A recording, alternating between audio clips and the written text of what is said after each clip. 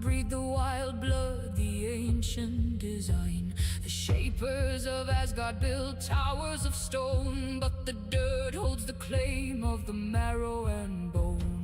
I feed the brood on the flesh of the dead. Soon the sky will be painted with a fog of red. Hear the pack align, hear the iron pine. The silver wheel will break, the mother's power wakes. Yarn with the ironwood and iron bar. Yarn with the witches on a shadow throw. Rise up the claws, swallow the sun. The doom of usurpers has just begun. Now, Skull hunts the daylight, Hati hunts the moon. The cage of their order will shatter out soon. I cradle the hunter, I harbor the jaws that answer to nothing but older laws. The winter is waking, the shadow line draws. No walls of the tyrants can hold back our claws. Yarn with the ironwood and iron bar. Yarn with the witches on her shadow throne. Rise up the claws, swallow the sun. Doom of usurpers has just begun. Now, Takala!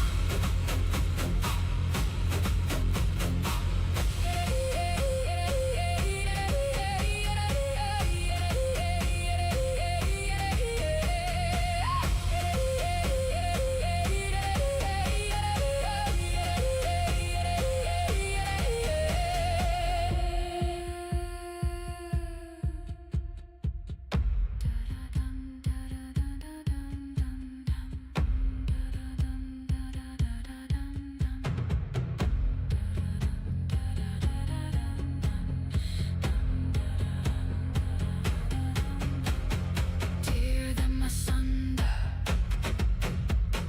tear them asunder, tear them asunder, tear them asunder, tear them asunder.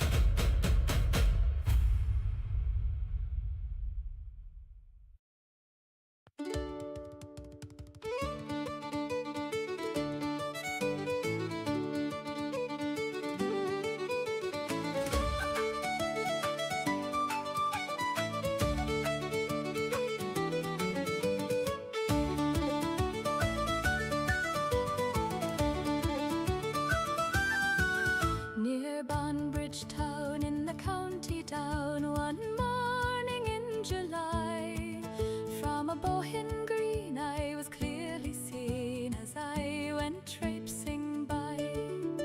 He stood quite still as if struck by a chill or a vision of ancient grace, and he gazed with a stare at my nut-brown hair till the blood rushed to his face. From Bantry Bay up to Derry Quay, and from Galway to Dublin town, no lad I've seen has a look so keen as I saw here in County Down.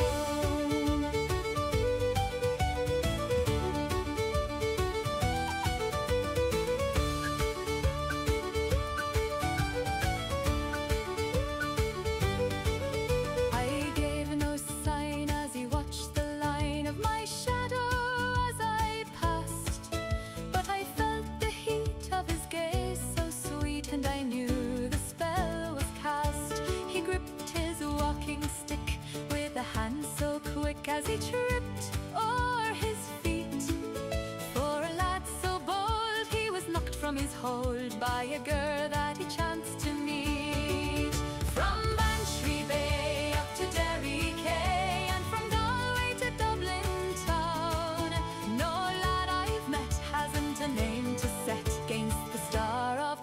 county down.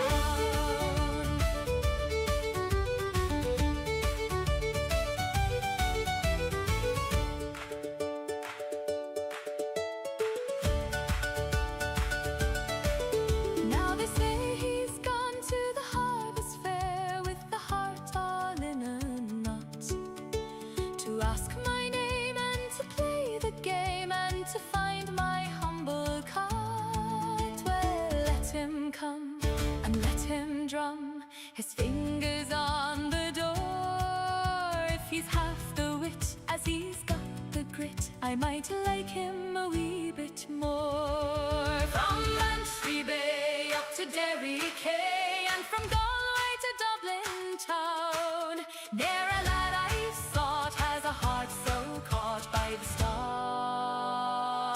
of the county down.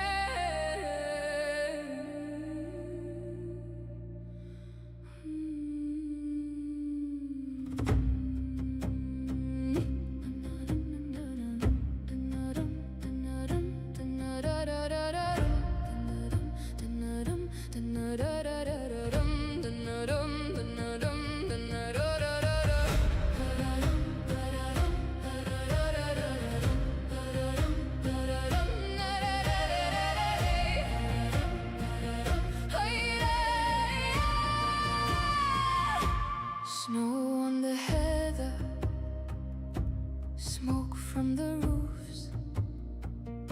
I stand on the ridgeline, breathing the proof. Sky like a pale bowl, frost in my hair, name on my tongue tip, thin in the air.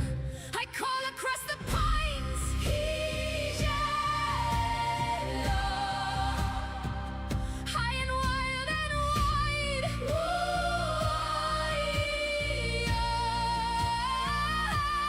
If you're lost, then follow the sound. Let it guide you through the night.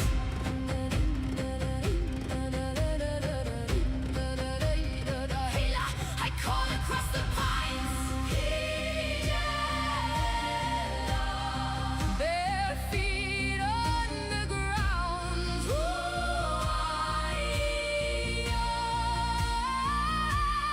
If your heart can hear my cry, you will find your way back home. Tracks in the powder, turning and gone. Wind takes the branches, braids them in song. Far in the darkness, something replies, echo or answer, tears in my eyes.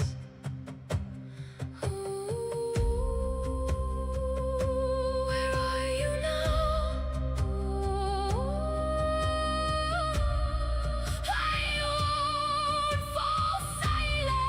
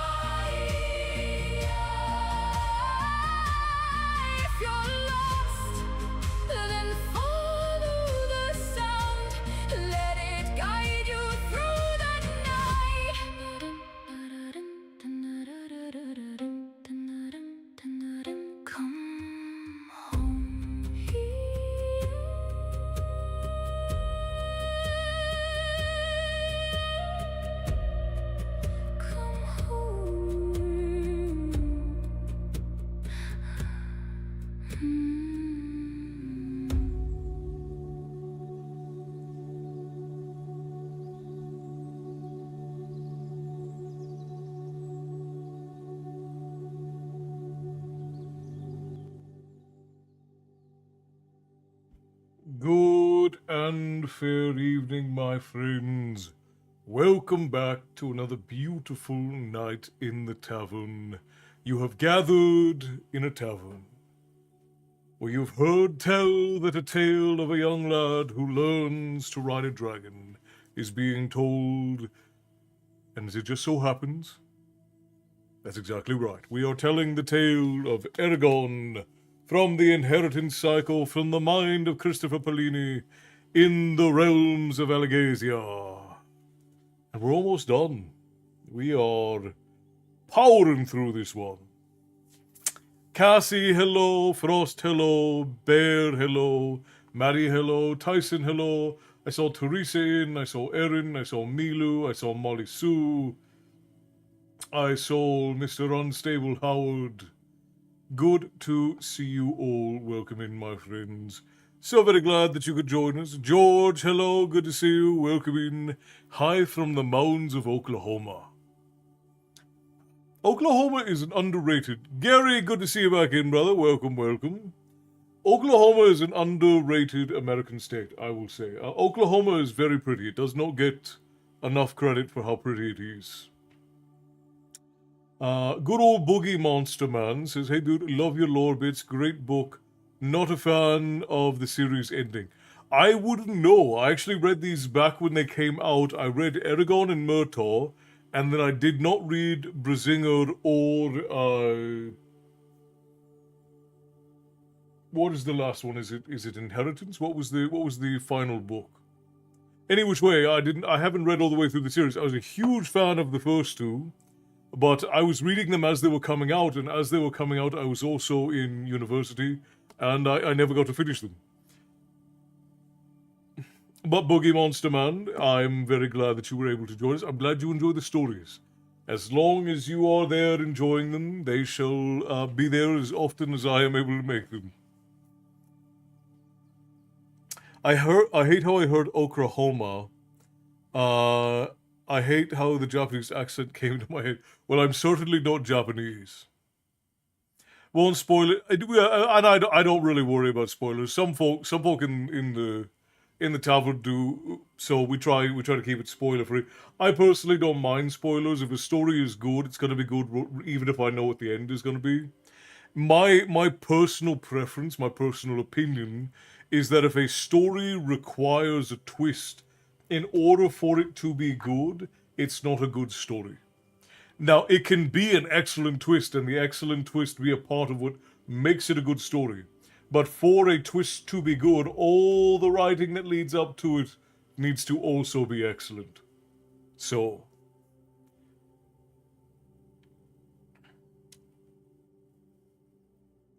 yeah, and I've actually your what you said that the final book kind of falls flat. I that's I've heard that a bit. Like there are folks who have said that the story just sort of drops off at the end, which is to be expected when there was such a gap in between the books. And I think that after the absolute catastrophe that was the Eragon film, I think that he sort of lost heart a bit, which is understandable. When you're that young and your life's work gets dragged through the mud like that, what else can you do, right? Fully modded Jay. All the mods showed up. All the barkeeps showed up. Herring, good to see you. Hello, welcome in. Yeah, the Aragon movie is just simply not worth seeing. And it is sad because it's such a waste of Jeremy Irons. Jeremy Irons is such a magnificent actor, magnificent actor that there's hardly anything he's ever been in that I didn't like. Uh, Vanilla Gorilla, hello, my friend. Good to see you. Welcome in. I'm glad you made it. Blasphemy, you dare not mention that abomination. Yeah, and that's what I mean, is like, he was so young when that film came out, and I would imagine that it just took the wind out of his sails. Like, he was being hyped up as being, like, a young Tolkien in his time. Like, he was very much being hyped as being, like, the next great fantasy writer. And then that film came out and it just took all the wind. out of Allegasia's sails. Which is, I laugh, but it's not funny. It is very sad. It is very sad. We're talking about the Eragon film. Oh, you're saying like what film? As in you don't know what I'm talking about? So is that the joke we're going with, Matty, or were you actually asking what film we're talking about? Either way, we're talking about the Eragon film, which was just an absolute and utter tragedy for all of us who loved the books. And again, especially it had to have been absolutely devastating for Christopher because he was what, 17 when that movie came out. He'd been writing this book since he was 13 or 14 years old. Got published at around 15, 16. I mean, what what more could you do to break a boy's heart than to take something that he spent a third of his life working on in his teens. No, no, no, not Eragon. Eragon. I apologize. I know that the way that I talk makes it hard to tell the difference, but welcome in, Kylie. I am Castle. This is my tavern. Here we talk about myth and lore and tales of yore. But no, we're referring to Eragon with an E, by Christopher Paolini. I hope that they never make an Eragon movie. There should never be an Eragon movie. I would be devastated if they ever made an Eragon movie today, because all of the Lord of the Rings things that have come out in recent years, including the games, the games have all been disappointing. The films and the television shows and animations all had so much hype and promise, and they all just sort of fell flat. And I want to remind everyone, just because I do not like a thing or because the thing is objectively bad, doesn't mean you're not allowed to enjoy it. You're allowed to enjoy things that are terrible. But we can also be honest in our discussions of them. It would be for naught if they did agree. Yeah, it would be dreadful. They were looking for a Harry Potter replacement as the films were like halfway through, I think. Yeah, like they were very much lifting up Christopher Paolini as being like the next great writer. And it was so sad what happened with the film.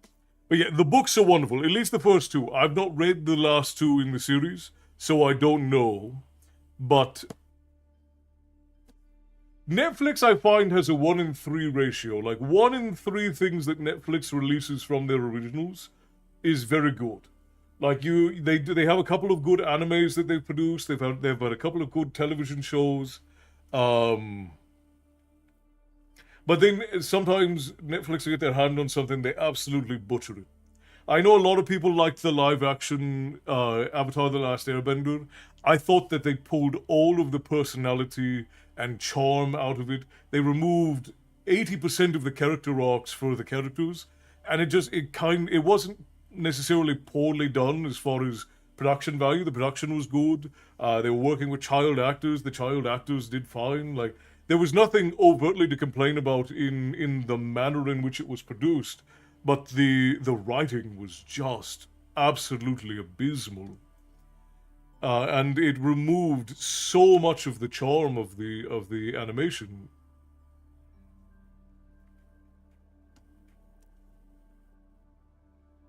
No animated.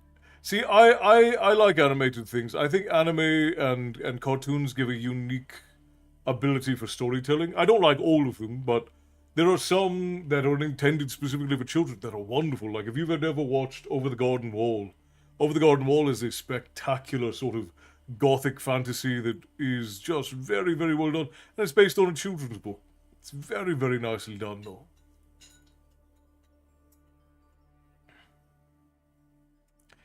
We haven't even watched season 2 yet because season 1 was just so hard to watch. Uh, Daddy Fang, hello everyone in the tavern. Welcome in, it's very good to see you. There are now five books in the Eragon series. Yeah. That's right. You had brought that up before, Frost. Beard Viking, hello my friend, welcome in. So very good for you to join us. We're doing story time tonight. I'm waffling for a bit, because we were talking about the unfortunate decline in Christopher Paolini's career very early on in his writing, which was very sad. Because again, he was a young man. Like he was very young. He couldn't. I don't think he was older than 17 when the film came out, and it was just very sad. But yeah, Netflix occasionally does good. Like Netflix put out an anime that was a Netflix original. Obviously, they produced it from a manga, but it was uh, Delicious in Dungeon. Delicious in Dungeon was adequate. It was very good. I'd say it was average to above average as far as the production goes. The animation was very nice. The art was very well done. They have a live action. I don't know if it's Japanese or Korean, but they have a live action series called Alice in Borderlands, which is based on I think it's based on an anime or manga as well, or a light novel, and that was very good. I enjoyed that. I thought that was produced very well. Every now and again, Netflix will get something right, but it's like 1 in 3 for me. Every like 1 in 3 of their projects does well because where you have stuff like the One Piece live action, which I still don't like as much as a lot of people do. I think it's the best attempt at a live action anime that's ever been done. So it's not good in my opinion, as far as a faithful representation of the story, but it is good as in it's the best adaptation we've ever seen of an anime. Uh, but then they'll have something like their adaptation of uh, Death Note, which was dreadful. The Korean one was way better, but the Netflix one was awful. It was so bad. Can I say that is one awesome beard you have, my friend? Well, thank you, Beard Vine. I presume you have one as well. I grew this one myself. I'm quite proud of it. I like Devil May Cry, but it's a comedy piece. Eragon gets respect. Eragon needs respect. Uh, Game of Thrones, like possibly without the mature content. I would like to see something akin to the quality of Game of Thrones be done with this new series for Allegasia that's coming out. Like he's getting a whole series, and I would like to see something, even if it was just half the quality of what we got with Game of Thrones, because all of that quality in my mind was wasted on Game of Thrones. Yes, it was visually spectacular, but I feel the Game of Thrones story is sort of a lackluster one. Martin is not a particularly good writer. He has a bit of intrigue in the world that he builds, but his characters and plots they're just not very good. Um, and I know a lot of people like it. Again, I'm not trying to poo-poo on anybody's what thing people like. I'm just the writing of Martin's books is not particularly advanced or very mind blowing. Again, it's probably about average. I'm trying so hard to grow my beard out. I'm between a goatee and a full beard. The best thing that you can do is make sure that your face stays clean and hydrated. Oil your face. If you have spots where it doesn't grow in, shave there regularly, and then make sure that you oil there particularly well. Sorry, very new here, but as you talk about books, do you have opinions on Louis L'Amour? Is that a French name? I don't do French names very well. The last of the breed. Let me see. Last of the breed.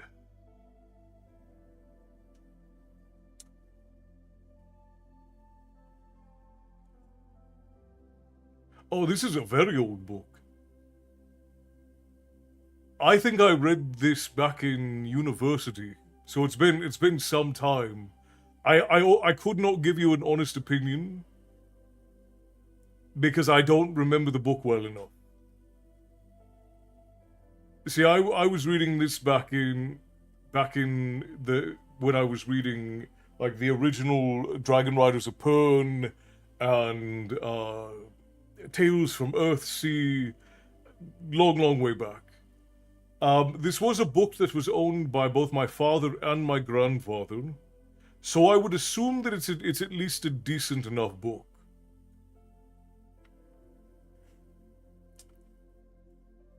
And the premise is the premise. See, because yeah, I can't remember any details of it, so I couldn't give you an honest opinion on it. I read it first in 1999 or so. Yeah, apparently it was published first in 1986. And I probably read it sometime in the late 90s to early 2000s. And for everyone who's... Mary Beth, hello, welcome in. So for anyone who's new, I am Castle, this is my tavern. Here we talk about myth and lore and tales of yore, and every now and again I read you all a bedtime story, which is what we're doing tonight. It's our family-friendly night. We're reading through Eragon. We're pretty far through. If you've never read it, obviously you want to avoid spoilers, but you can also just put Storytime on in the background and get yourself a nice little resting story as we go along. Good stuff, American westerns. I do like old American westerns and spaghetti westerns. I do enjoy those as a form of media. Thanks, Frost. Yeah, we're gonna run ads here over on the Twitch portal. I'll continue to waffle while those goes on, and as soon as we're done, we'll hop into the story. In the early days, I wasn't sure about my beard, but then it grew on me. That'll happen. That'll happen, beard. That'll happen.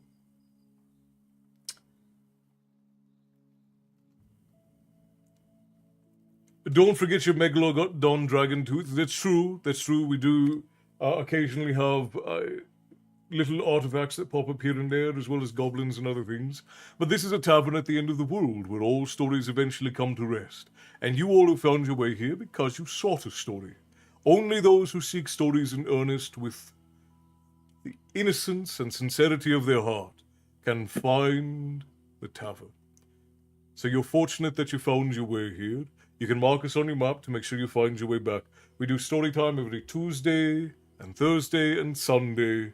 And of course, we put out a daily story time, short story time for everyone to enjoy on myth and storytelling and history and folklore and fiction from all over the world. With a particular focus on Celtic and Nordic stories, because that's where my family comes from. So those are the ones that I have the most of. And then we also talk about Nordic and Celtic inspired stories like The Lord of the Rings. And of course, Eragon, because even though Polini is an American, I believe he's American, he was very heavily inspired by Tolkien. Very heavily inspired by Tolkien. I can't win when it comes to... Well, there's a full beard, it's horrible in the summer, but great in the winter. Yeah, that will... Is Polini New Zealand? That would be news to me. Where is... Stoffer...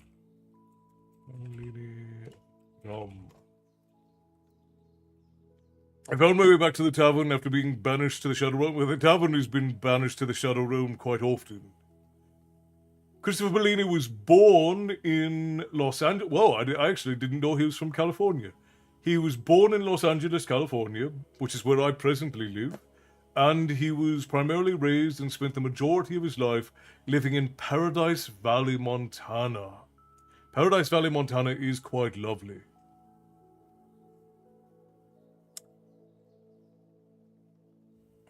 But yes, again, for any of you who've never been here, my wife and I run this lovely tavern here, and we tell stories. That's what we do. So if stories is your gas and your gag, that's what we do. I'm lurking while cooking. How are the cats? The cats are well, George.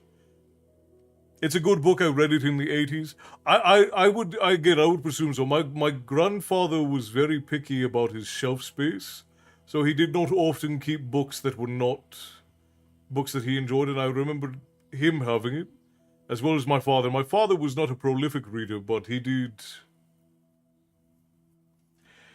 Enchantment by Orson Scott Card. I almost can't remember it, but it sits in my thoughts. I have read only Orson Scott Card's older books and some of his short stories.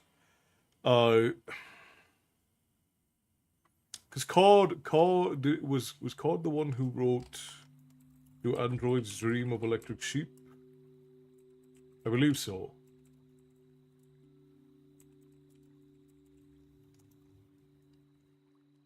No, that's Philip K. Dick. I was completely wrong.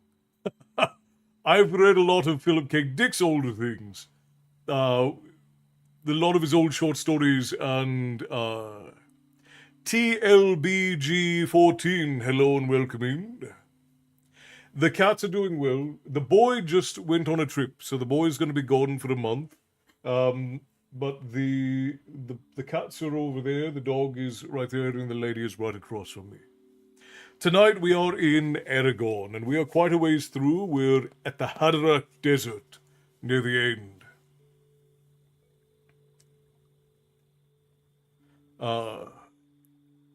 What is card?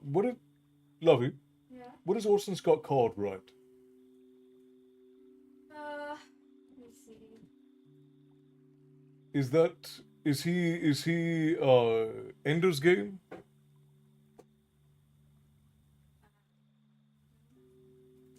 I can't remember either. D&D type game lore allegedly have a multiversal tavern. Okay, so I've read the first book in the Ender's Game series. I think that might be all I've read by Orson Scott Card. I've read a lot of Philip K. Dick's older stuff because I for some reason he was very popular when I was in university. So a lot of the professors who I took when I was in university assigned Philip K. Dick novels. I couldn't tell you why. Just like as well as Don Delio novels, which are you may have never heard of Don Delio, and you wouldn't be missing much. Some of his books are decent, but you wouldn't be missing much. But Do Androids Dream of Electric Sheep is the book that inspired Blade Runner. Pint Goblin, hello. No one hear me knocking for 2 hours, really? Dex Labs, hello and welcome in. And to answer your question, Boogie Monster, I don't know if we're a multiversal tavern or not. We have folk that visit us from all of time and space, from all over the world, and we have folks from fiction and history who drop in for a drink every now and again and leave their stories. So I guess that would count as a multiversal tavern. All I know is that the lady and I started running this place a few years back, and she chose us, we didn't choose her, and now stories just show up and it's our job to see that they're kept. That's really all there is to it. Interesting, never heard of Eragon. Eragon is a wonderful, I would say it's an older young adult series. It's marketed as young adult. I would place it in the older young adult section because there's a lot of intense themes that go on in here. Howard has arrived over on the TikTok portal. Welcome in, my friend. Good to see you. Adzidon, thank you for host. I appreciate you, brother. I'm from a 12-armed galaxy with elves of different colors, and I orbit in a space station nearby the tavern. Matty is a space cadet, is what he's told me. That's what I'm getting from that. In terms of literature, I know the Count of Monte Cristo, the Iliad, the Odyssey, and some stories from 1001 Nights. Those are certainly the classics in literature. This is a little bit newer than that. Depending on which one we're talking about, this is some 500 to 2,500 years newer than what you're used to.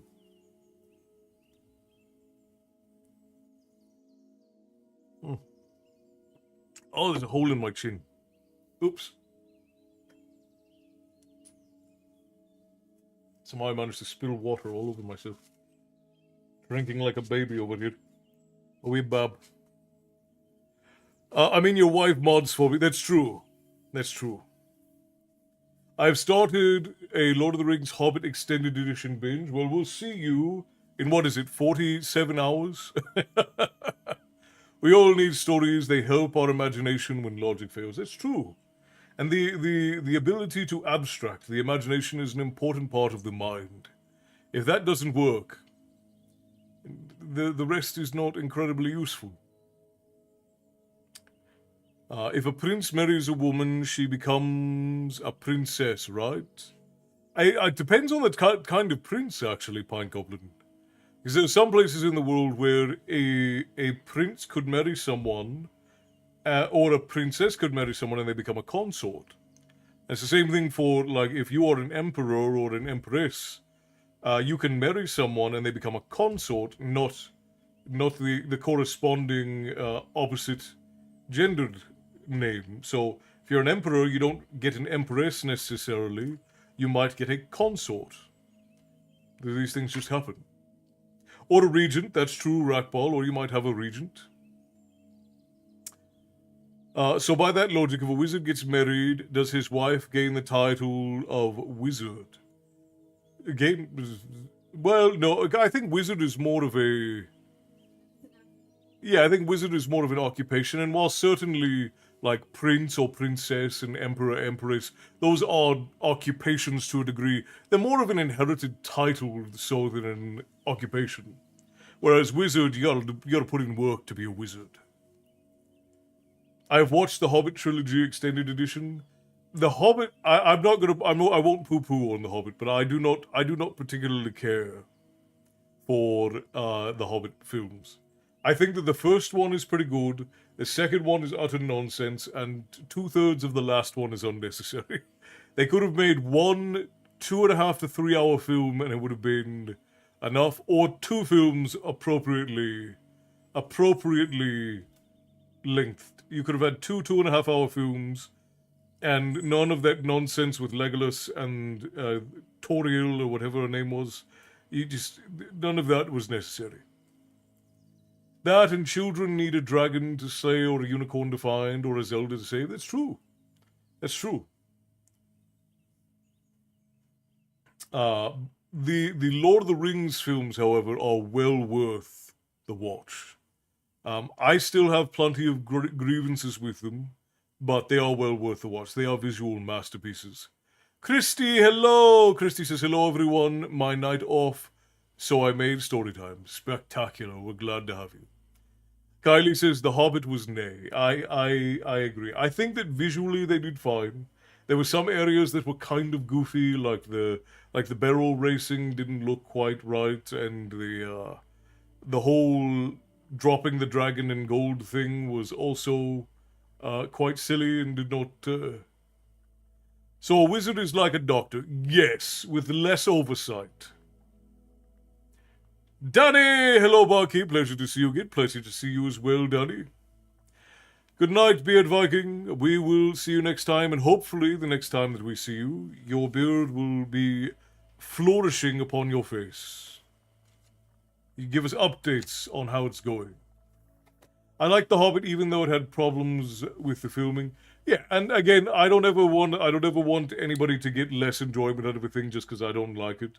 I spent a long time working in storytelling and media. My brother and I did it to a very professional degree for many years, and most of my education is in storytelling. So I tend to be much more critical of things than is probably necessary. But I don't ever mean to reduce anyone's enjoyment of a thing. I analyze the thing and then I give my opinion of it.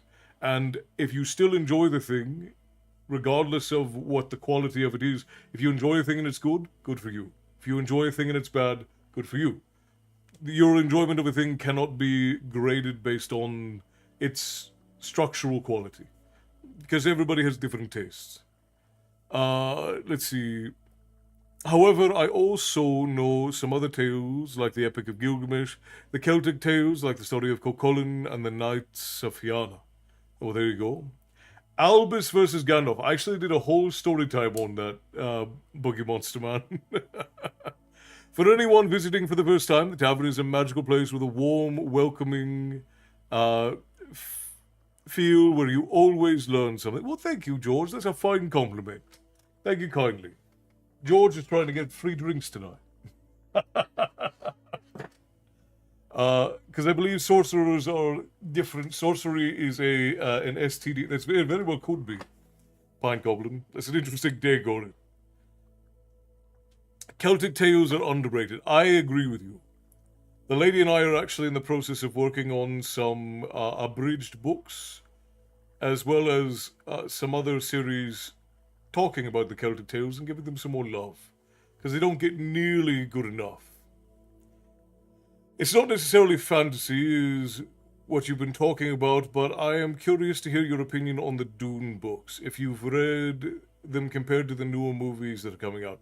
So the Dune films have never quite lined up with the books. I think I read the first two or three Dune books, and then when I went to look and see how many there were, I gave up. I could not do Dune. Dune is so convoluted. And that's not to say necessarily that it's bad. I think that Dune is fine. I think it's probably an average to above average, uh, like sci-fi fantasy series, but it is so convoluted and confusing. Like you have to have an academic's patience to read through Dune.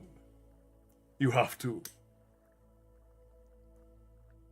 I only really remember the old Dune stuff. Well, the new ones just recently came out. They're the ones with Timothy Chalamet or whatever his name is. Guys, give me just a second. My brother is ringing me. I will be right back. I will be right back.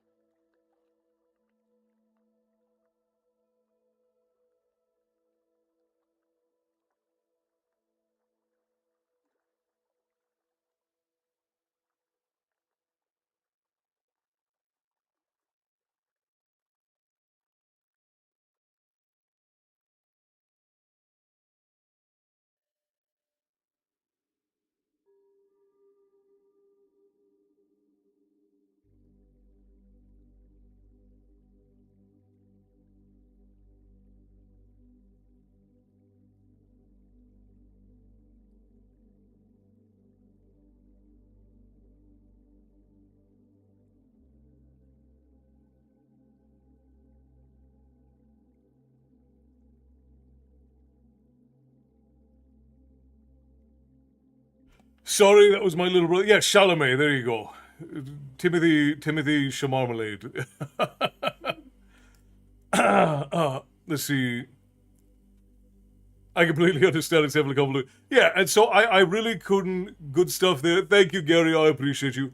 What is your opinion on God of War Laufey? So, my opinion on the entire new God of War series is not a positive one. And there are a lot of reasons for that. I don't necessarily want to like go into it because I don't know how many people here would care. But I was very much I did like the first game, and then Ragnarok came out, and I did not like Ragnarok. And then the direction that they've gone with Laufey, I just don't like the entire direction that they took the series. It could have been a fine series if it was not God of War, but they decided to make it God of War, and that's a problem. So my mom just told me that when someone criticizes someone, they don't love them. I'm like, that mindset kills. Yeah, well, then I don't love anybody if that's the case, because I criticize everything. Yeah. And if you don't criticize me, I assume you're a kiss ass. So, and I won't trust a thing that comes out of your mouth.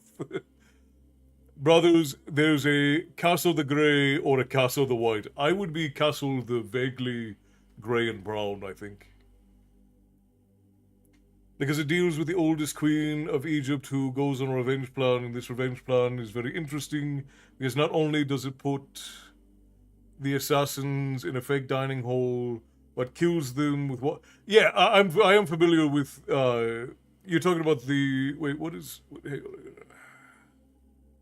in terms of Egyptian tales, the tale of Nitocris is so interesting. Yeah, there's a lot of really brilliant tales. No, Milo, you've been honest with me about when I'm late. You've been honest with me about when I say I'm gonna be on time and then I'm not. You've slung some shade at me. You're safe.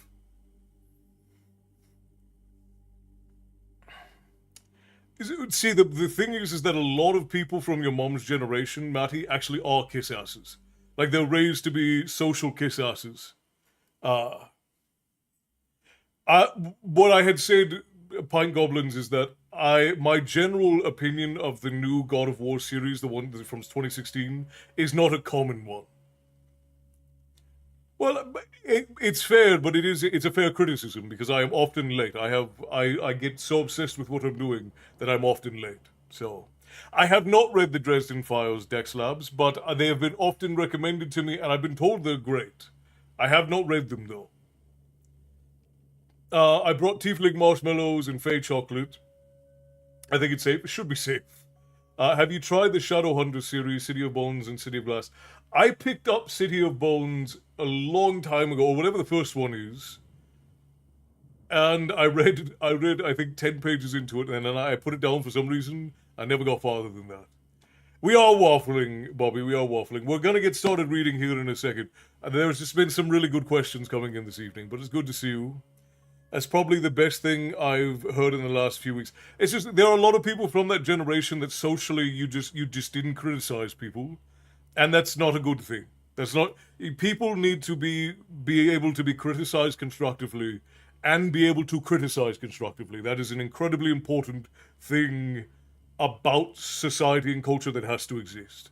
They rock. I've read the entire series. I have heard that the Dresden Files are spectacular. I don't read a whole lot of sci-fi. It's probably like a tenth of the stuff that I read.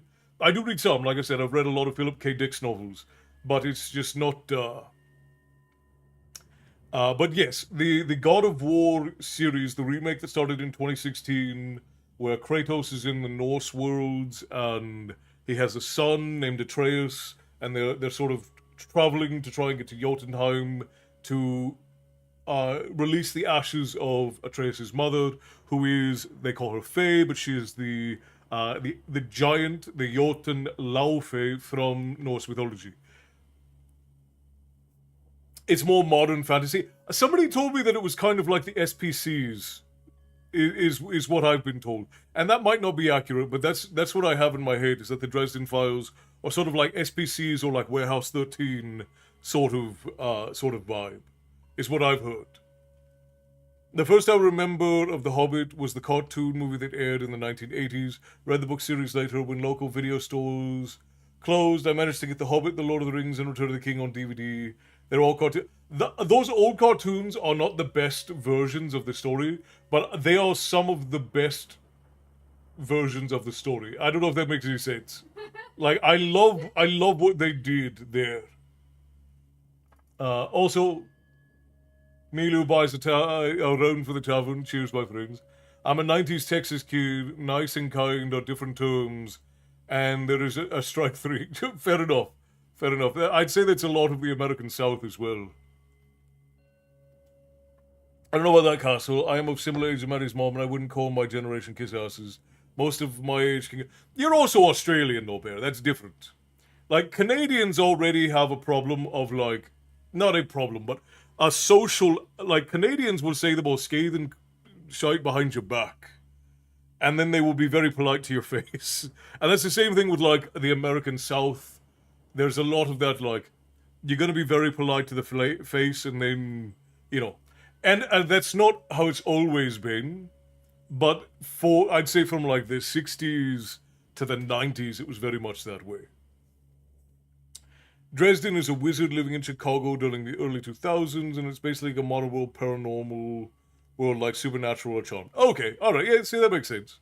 That makes sense. Not exactly what I had in my head, but that makes sense. But by the way, if you guys have never seen the old sci-fi series Warehouse 13, it's not like gonna blow you away, but it's a fun one. I enjoy that one. Uh, can't help her, bud. It's just how we were raised. But the problem that I have with the God of War games is that they fundamentally changed the character and world of God of War. The fundamental character that Kratos was built on is that he had become a god of rage. And they tried to give him a redemption arc in the original trilogy with the Pandora arc. And most of you probably never played the original God of War. But they tried to give him a redemption arc for having killed his daughter and his wife with the Pandora arc, and it didn't work because he was still too hell-bent on revenge. So when they brought us this much softer, much more like soft-spoken Kratos, I already had my hackles up about it. I was not excited about it. But I love Norse mythology. My family are Norse Gaels from Southern Ireland. I have family from Norway and the Faroes that I grew up with. I grew up around these tales. So I was excited to see something, because as much as I loved Senua's Sacrifice, which was another game that explored Norse mythology, it was a movie game. Like, there was no skill required for the game. It was just play through this movie and get to the end. There wasn't a whole lot of game that went with it. It was more of a film. And so and Assassin's Creed Valhalla was dreadful. It was absolutely awful. So when God of War came out, I liked that they put the guys who did the writing, the showrunner, they met with academics, they met with local storytellers, and they said that they were doing their best to treat the sources faithfully. And I liked that. I liked that they put that in, and I liked that they were doing that. And the story sort of starts out with Laufey had been raising Atreus, Kratos' son, and Kratos had been doing all of the hunting and gathering and defending their home and whatnot. So when she died, now Atreus and Kratos had to build a relationship. And as a story, that's really good. I liked it as a story. I don't think it was a good Kratos God of War story, but it was a good story. So I went along with it. And then there were some inconsistencies in the way that they represented the lore, and I kept excusing it. And then they get to the end, and this is a spoiler, so if you don't want a spoiler, you can plug your ears. They get to the end, and we discover certain things about Atreus' identity that are silly, because it makes the villain of Norse mythology the hero, and then they make the heroes of Norse mythology the villains, which is very common. Like, you see a lot, Odin is the villain, Loki is the hero.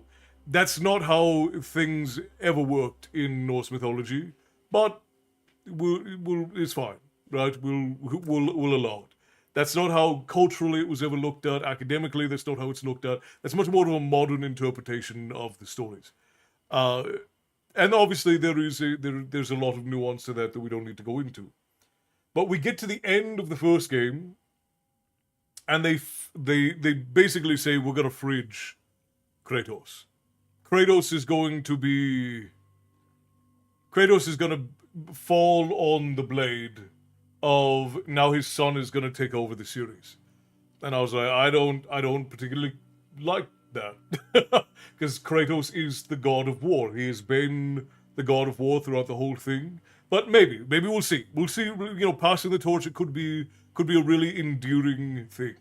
So the first game was pretty good. I liked the story. I liked how it all went. And then the second game came around, and they backseated Kratos entirely for a very boring and stereotypical and cliched story of coming of age of a teenage boy who had already fought half this pantheon of gods. And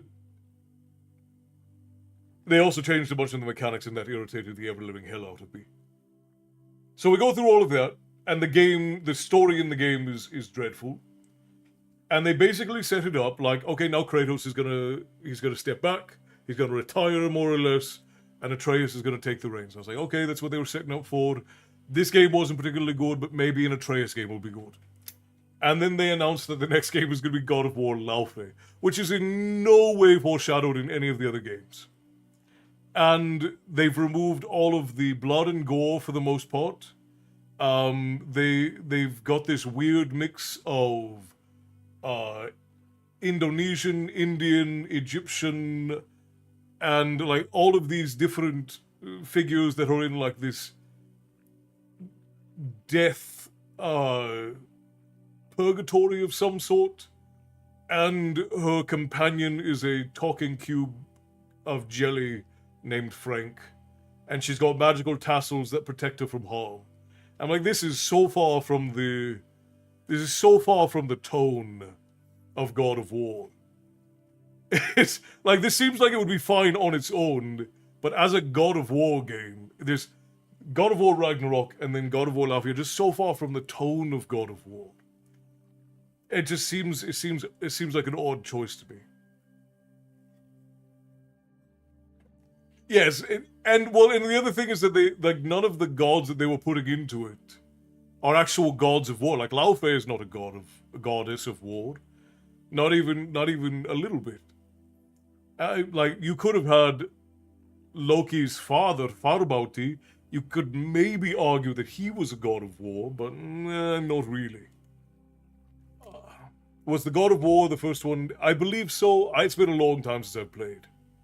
I will say even stuff like that are bad. I do like them for what they are, like Moana 2, for example. Bad story, but I like the movie. Well, Moana 2 wasn't bad. The problem is that they took a TV series and edited it into a movie. Like, they see that a lot. So I just don't know. Well, and this is, I actually have a story time coming out about this. Hollywood television and movies are hemorrhaging money. Game studios are hemorrhaging money.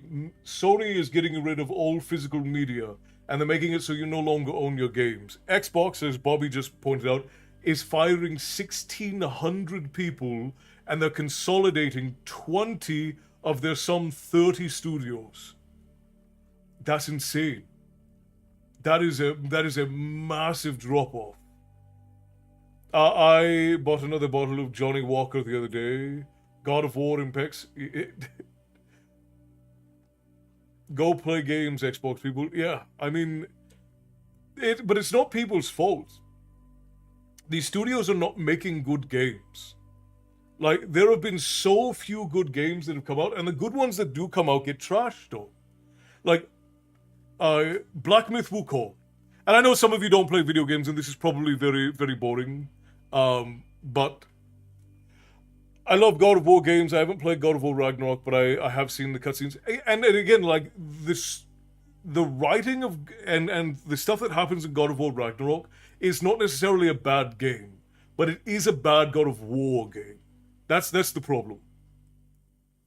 They dumped 8,000 last year. Yeah, it's insane. It is insane.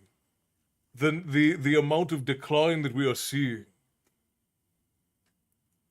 I only know Wukong from Shin Megami Tensei Nocturne. Well, we'll talk about an old reference, BG. Talk about an old reference. Yeah, that's true. But Black Myth Wukong was a game made by Game Science. It came out 3 years ago, and it was a sequel of Journey to the West, and it was really well done. It was really well done. It was a Souls-like. It didn't hold your hand, and it really brought to life these figures from Chinese mythology. It was so good, and they got a sequel coming out of another really more vague figure this time from Chinese mythology, and it is very exciting. I help transitioning service members find employment before they get out of the military. I track employment opportunities. But well, that makes sense, Bobby. I was wondering why you're so up, but you're also a gamer though, so you might have kept up that way. I'm mad at Disney because I wanted to buy a copy of Owl House to find they didn't even put it on Blu-ray or DVD, so they cancelled it and didn't bother maximizing sales. It's dumb. I still don't mind Erlong. Oh, Erlong Shin, yeah. Don't like Erlong Shin. Yeah, Erlong Shin was a bastard in the game, but I've watched God of War, but I don't actually like playing it. Yes, I like PlayStation and PC, and I have an Xbox, but I barely turn it. There's no reason to. Xbox hasn't put out anything good in years. And that's the thing, is like, most of the good games that have come out in the last 5 years are indie titles, or very small studios. Game Science, yes, they had $70 million in backing for the game, but they were a small studio, and they had venture capitalists who were the ones that funded it, and the game made hundreds of millions of dollars. Avowed, I have heard mixed things on. Overwhelmingly, I've heard Avowed is not good. So I'll take your opinion on it and add it to what I've said, because I will never play it. Most new games I won't play, but they keep destroying franchises and for no reason. There's no reason to. You could take a lot of these games and a lot of these games and shows and movies would succeed on their own merit, if you just release them regularly. But they keep on insisting on shoving these things into older series and alienating the fans of those series. It's incredible. We need more smashers. Soul Calibur did great collabs. Soul Calibur is a great series. They still release them. I don't know when the last Soul Calibur came out.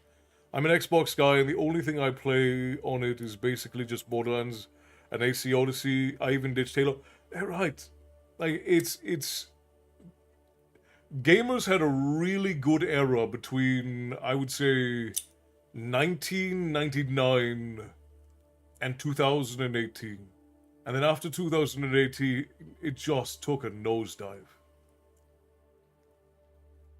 And I'll be honest with you, I don't normally bring these things up.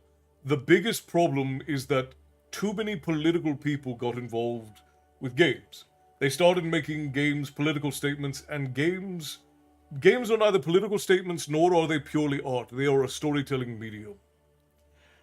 And when you stop treating them like a storytelling medium and start treating them like a pedestal on which to put something, or on a soapbox on which to stand, they stop being good.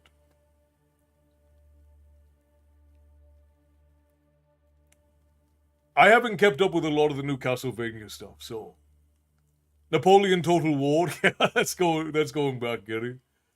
I've been enjoying Guild Wars 2. Guild Wars 2 is old at this point. Like, that is an old game. I played Crimson Desert and Stardew Valley. The lady and I played Black Desert back in the day, but we haven't played Crimson Desert. I haven't really played anything new. The last new game that I played was Black Myth Wukong back when it came out. Yeah, I don't like using any of the buzzwords around these things, and I don't follow who's on what side of these arguments. I tend to just look at the quality of a thing. Like you tend to get a whole lot of people who will shout from one side of the aisle that a thing is this, and then you get a bunch of people from the other side of the aisle that a shouted thing is the other.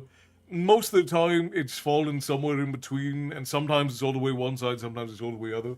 But the reality is that if a game is being made for any other reason than to have an enjoyable experience and a good story, even if the story is simple, even if the story is ridiculously simple, if it's got a good story and it's fun to play, it's satisfying to play, it'll be successful. Emotional Support Unicorn, welcome in. We're so very glad that you could join us.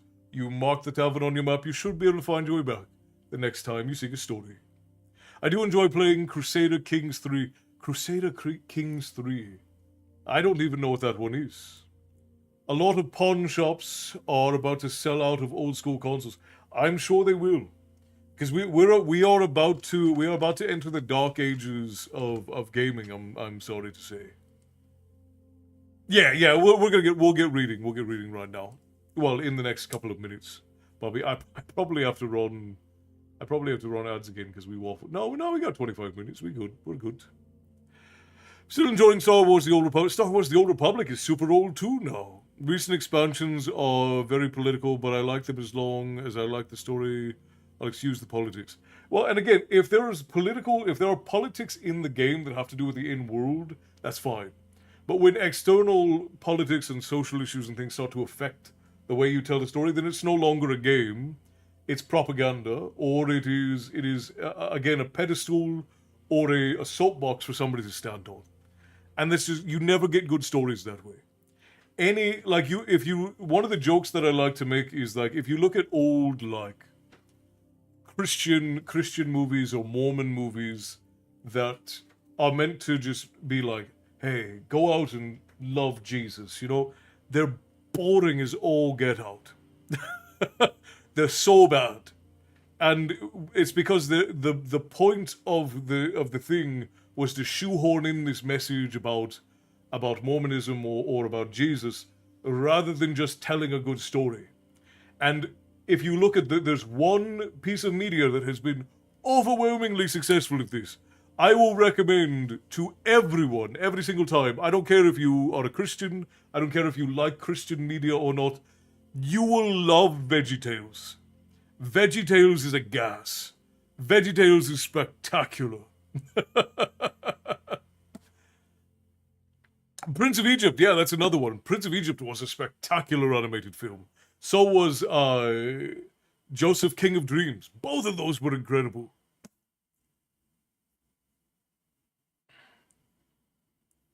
Yeah, in-world politics, if it's done right, is great. Just don't try to make it say something about the world as it's going on right now. Because as soon as you do that, you lose everybody. Because no one wants to be preached to. Period. Like, you don't go into a game for escapism just so you can be preached at. That's what it is. But if you were to walk into a tavern in the 1300s, could you buy yourself a pint of ale? Possibly. Depends on if they were an alehouse or not. Okay. VeggieTales is wonderful. I loved VeggieTales. I still love VeggieTales. My wife, sitting across from me, almost daily sings the hairbrush song. VeggieTales is legendary. That is a prime example of tell a good story using the medium you want to use, and it will be incredible. Yeah, right, Milo. Oh, where is my hairbrush? Exactly. Oh. The one game from the PS5 I'm looking forward to is Godzilla Battle Rumble Remastered. I love old Godzilla films too. Godzilla films and comic books are incredible. VeggieTales were great. Yes, they were. My kids were in their mid and younger 20s. Again, they're just so good. I think the funniest thing I've seen in in-world chat that was a player comparing Malgus to a certain politician. I don't know enough about the game to know what you're talking about, Matty. But let's not bring it up just in case somebody will feel tender about it. I mean, Final Fantasy XIV was notorious for politics in there, and they were told, yeah, well, and there's a lot of politics that goes on in the Final Fantasy games. Like the whole thing around, I can't remember the name of the company. It's very like in-world political. I knew she was fantastic, but she just leveled up all because of the hairbrush song. Yeah, she also likes the bunny song. Like, she'll start humming the bunny song, just at random. Meanwhile, here I am, like, can my berry just live in peace with her former prince? It's easy to sing the hairbrush song. Absolutely. Shinra, thank you, Clifford. Yes. Crystal, hello! They tell a story based on whatever faith they subscribe to, allowing for personal explanation. Yeah, it's like, all VeggieTales did was tell real Bible stories, but use vegetables to do it. Because, like, VeggieTales, I would say, like, 80% accurate to the Bible stories that they're telling. They told the Bible stories with the real message and the real, like, outcome of it, but simplified for children and done with vegetables. And it was incredible. Yeah, the newer versions of VeggieTales is not very good, but everything, like, pre-2012 is very good. The cucumber singing the song made me laugh long ago. He doesn't have hair. Yeah, it's again such a gas. I've been trying to restore the Roman Empire as the Byzantine Empire. I mean, oh yeah, Daddy Fag. I thought you were talking about in real life, and I was like, well, good luck. I look forward to seeing what you do. You're talking about in Crusader Kings 3. Songbird, thank you for the heartbeat and the Go Popular and the tavern gifts. I appreciate you for those. Matty, go watch some of the old episodes of VeggieTales. It does not matter how old you are, VeggieTales is entertaining. Alright, I'm gonna get reading now. I'm gonna get reading now, because I could go on this forever. You guys know that this is one of my favorite topics to chat on. So...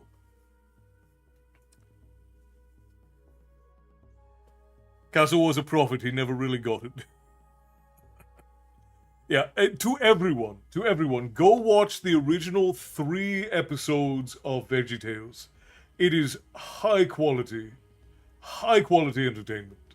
It's funny, it's charming, the writing is good, the characters are likable, and it's literally just vegetables telling Bible stories. It's so good. It's so good. Papa Polo, hello, welcome in, very good to see you. And Songbird, thank you further for the community heart, the match time, the shard of hope, and the live. Tips to the tavern keeper always appreciate. Yes, Dave and the Giant Pickle is so good. It's so good. If I was in Ireland and I gave my mom blueberries, would she throw them in the fire? If you gave her bluebells, she'd throw them in the fire. Also, I love that you're bringing in old tavern stories. I appreciate that, chicken nugget official.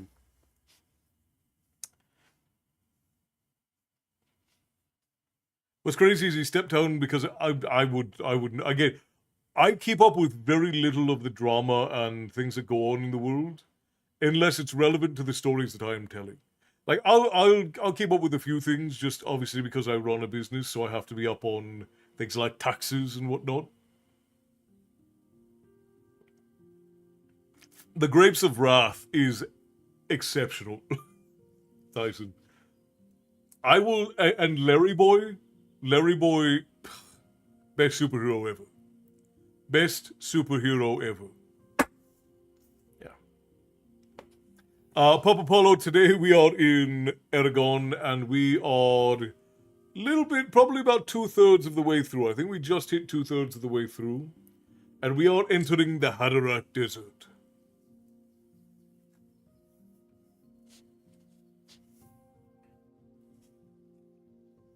Alright. Let us begin. I think we got about 20 minutes before we have to run ads. Crystal, thank you for the drink. I appreciate you for that. And what else is there? Crystal and Frost, thank you for the drinks, my friend. Appreciate you. Love an Irish accent. Mine is not strictly Irish. I have to remind people all the time. I Americanize a lot because a lot of the folk who enter the tavern are American, and they can't understand me otherwise. And I grew up around family from Norway, Southern Ireland, and the Faroes, so my accent is strange. It's not typical of Ireland. No, it's 20 minutes, I swear. 17 minutes, I swear. Alright, let us begin, friends. In Eragon, the chapter, the Haderach Desert. A vast expanse of dunes spread to the horizon like ripples on an ocean. Bursts of wind whirled the reddish-gold sand into the air. Scraggly trees grew on scattered patches of solid ground. Ground any farmer would have declared unfit for crops. Rising in the distance was a line of purple crags. The imposing desolation was barren of any animals except for a bird, gliding on the zephyrs. You sure we'll find food for the horses out here? Queried Eragon, slurring his words. The hot, dry air stung his throat. You see those?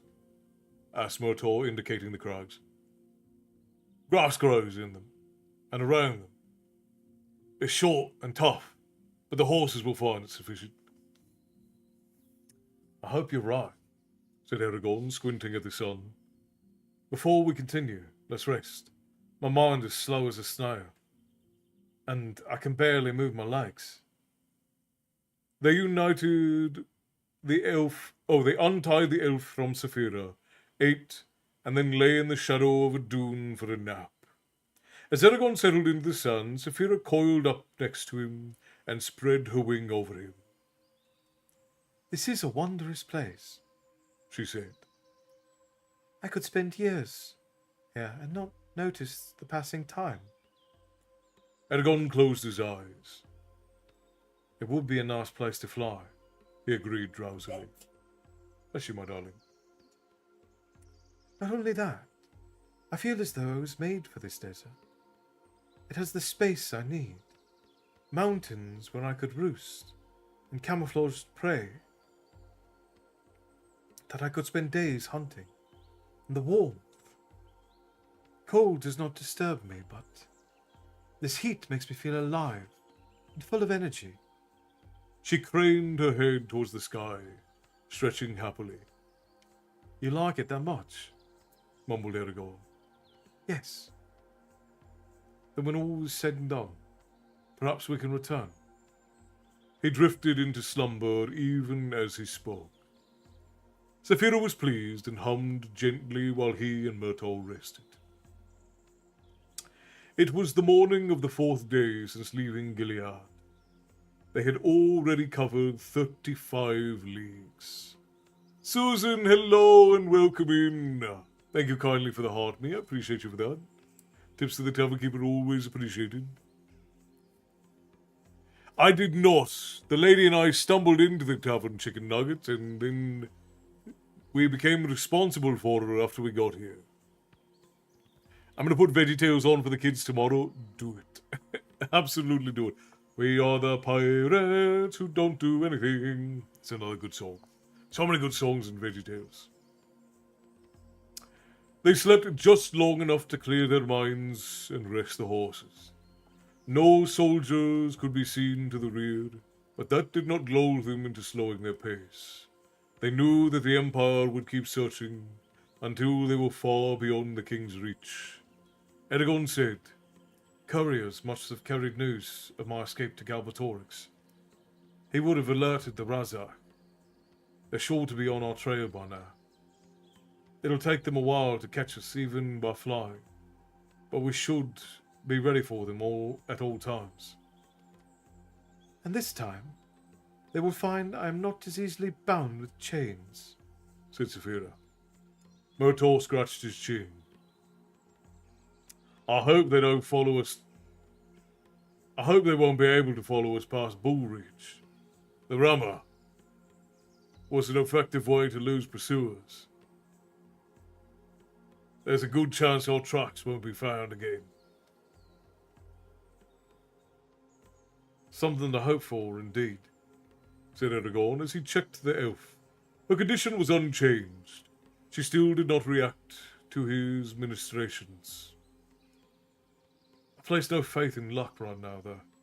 The Razak could be on our trail even as we speak. At sunset, they arrived at the crags they had viewed from far away that morning.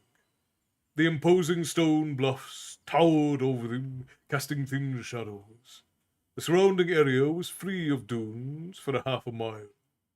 Heat assailed Eragon like a physical blow as he dismounted Snowfire into the baked, cracked ground. The back of his neck and his face were sunburned. His skin was hot and feverish. After picketing the horses where they could nibble the sparse grass, Murtaugh started a small fire. How far do you think we went? Eragon asked, releasing the elf from Saphira. I don't know, snapped Murtaugh. His skin was red and his eyes were bloodshot. He picked up a pot and muttered a curse. We don't have enough water, and the horses have to drink. Eragon was just as irritated by the heat and dryness, but he held his temper in check. Bring the horses. Saphira dug a hole for them with her claws. Then he closed his eyes, releasing the spell through the ground. Though the ground was parched, there was enough moisture for the plants to live on, and enough for him to fill the hole several times over. Murtaugh refilled the water skins as water pooled in the hole, and then stood aside to let the horses drink. The thirsty animals quaffed gallons. Eragon was forced to draw the liquid from ever deeper in the earth to satisfy their desire. It taxed his strength to the limit. When the horses were finally sated, he said to Saphira, "If you need a drink, take it now." Her head snaked around him, and she took 2 long draughts, but no more. Before letting the water flow back to the ground, Eragon gulped down as much as he could. Then he watched the last drops melt back into the dirt. Holding the water on the surface was harder than he had expected. But at least it's within my abilities, he reflected, remembering with some amusement how he had once struggled to even lift a pebble. Dave Day, good show. Well, thank you kindly. I appreciate you for that.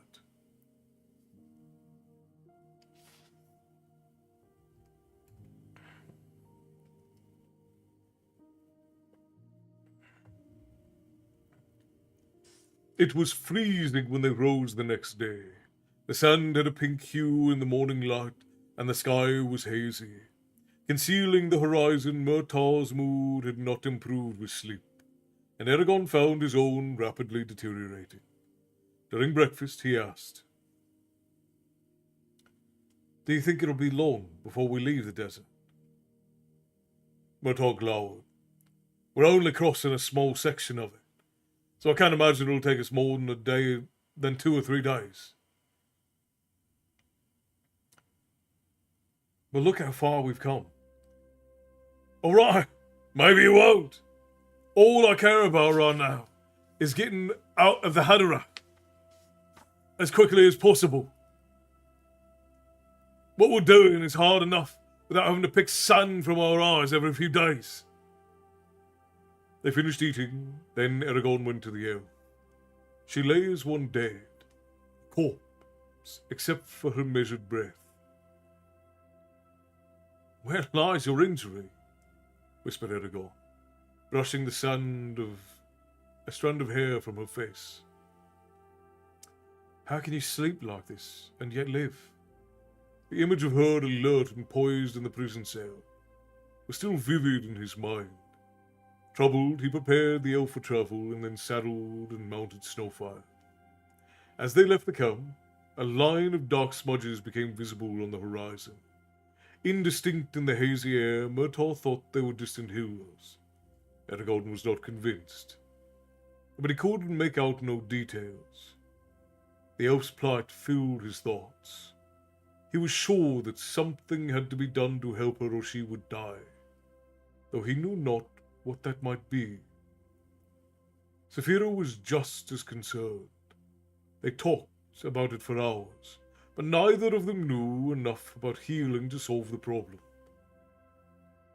At midday, they stopped for a brief rest. When they resumed their journey, Eragon noticed that the haze had thinned since morning, and the distant smudges had gained definition. No longer were they indistinct purple-blue lumps, but rather broad, forest-covered mounds with clear outlines.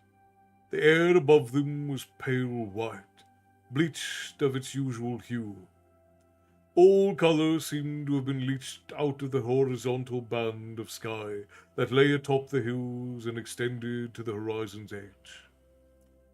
He stared, puzzled, but the more he tried to make sense of it, the more confused he became. He blinked and shook his head, thinking that it must be some illusion of the desert air. Yet, when he opened his eyes, that annoying incongruity was still there. Indeed, the whiteness blanketed half the sky before them. Sure that something was terribly wrong, he started to point this out to Murtaugh and Saphira, when he suddenly understood what he was seeing.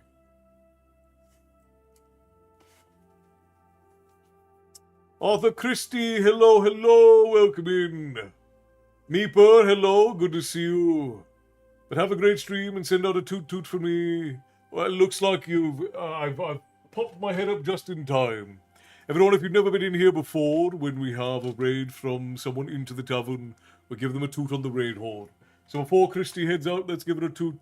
Here we go, 3, 2, 1.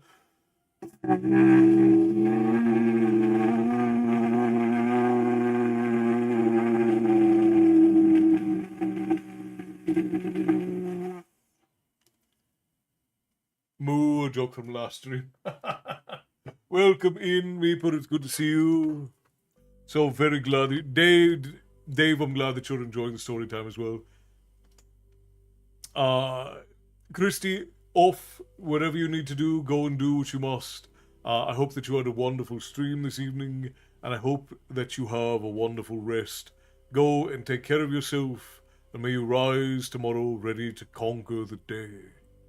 And thank you for dropping the badges off with us. We appreciate you bringing friends to visit. Unfortunately, bring them in right as we have to run ads. But we will be continuing story time here in just a moment. See, I'm going to read I'm going to read one more paragraph. I think I can get that done before the ad has to run. Let's see. What they had taken to be hills were actually the bases of gigantic mountains, scores of miles wide. Except for the dense forest along the lower regions, the mountains were entirely covered with snow and ice. It was this that had deceived Eragon into thinking the sky was white. He craned back his neck, searching for the peaks, but they were not visible. The mountains stretched up into the sky until they faded from sight. Narrow, jagged valleys with ridges that nearly split the mountains like deep gorges. It was like a ragged, toothy wall linking Allegasia with the heavens. There's no end to them, he thought, awestruck. The stories that mentioned the Beor Mountains always noted their size, but he had discounted such reports as fanciful embellishments. Now, however, he was forced to acknowledge their authenticity. Sensing his wonder and surprise, Saphira followed his gaze with her own. Within a few seconds, she recognized the mountains for what they were. I feel like a small hatchling again. Compared to them, even I feel small. Alright, we're gonna break there for just a second so that we can get our friends over on Twitch through some ads, as well as over on TikTok. They're trying to boot us off. So we're going to run 3 minutes of ads, friends. I do apologize for anyone who's just come in. Twitch forces us to do it, but we'll get a whole hour without them, and I promise I'll do my best to make it worth your while. So, for those of you who stick around and wait, thank you kindly, and we will see you on the other side of ad hell. Thank you kindly. And then TikTok, we need to fix you because they're trying to boot us off over there as well.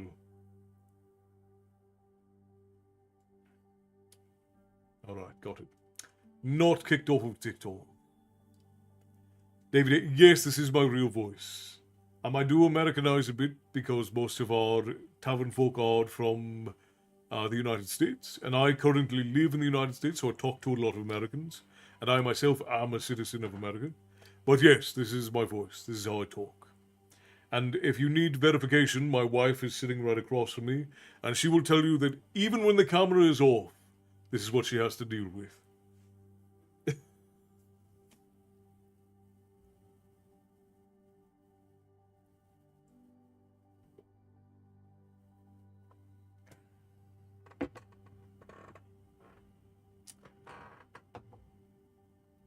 Though some folk don't even believe I have a wife, so there's that.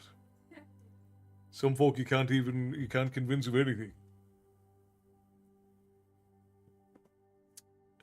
Nate says sorry for her. So Nate's a long time tavern folk over on TikTok. Songbird also gave it a giggle. I'll give a tiny sip to that. Sláinte, my friends.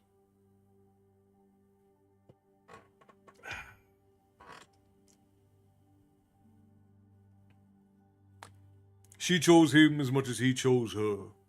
Maybe more. She wakes up and deals with all of this madness of me every day and still picks me. There's quite a bit of constitution in that woman that can't be measured.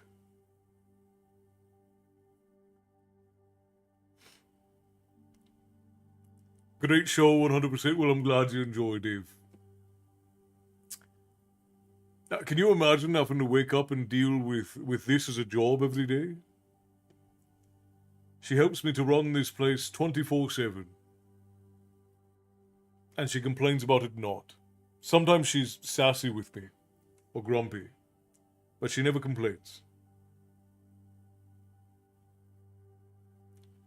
Staying at a friend's house right now. My allergies are going crazy. Luckily, I found some medicine now. It's dreadful, right? When you go somewhere for a visit and then you're sneezing or your eyes are itching or your sinuses get swollen. It's terrible. We pick our partners, good and the bad. LOL, I have my own. And that's fair enough. And you do. You wake up every day and you choose your spouse, you know? You have to decide if that's the person you're going to be with and you're going to say forever. You got to mean forever. And some years back we said forever, and Even though we have not gone through our wedding nuptials yet, we are married in all but the legal paperwork. Una, blink twice if you need to be rescued, says Milo. She blinked several times, but I think that's because she's on a screen.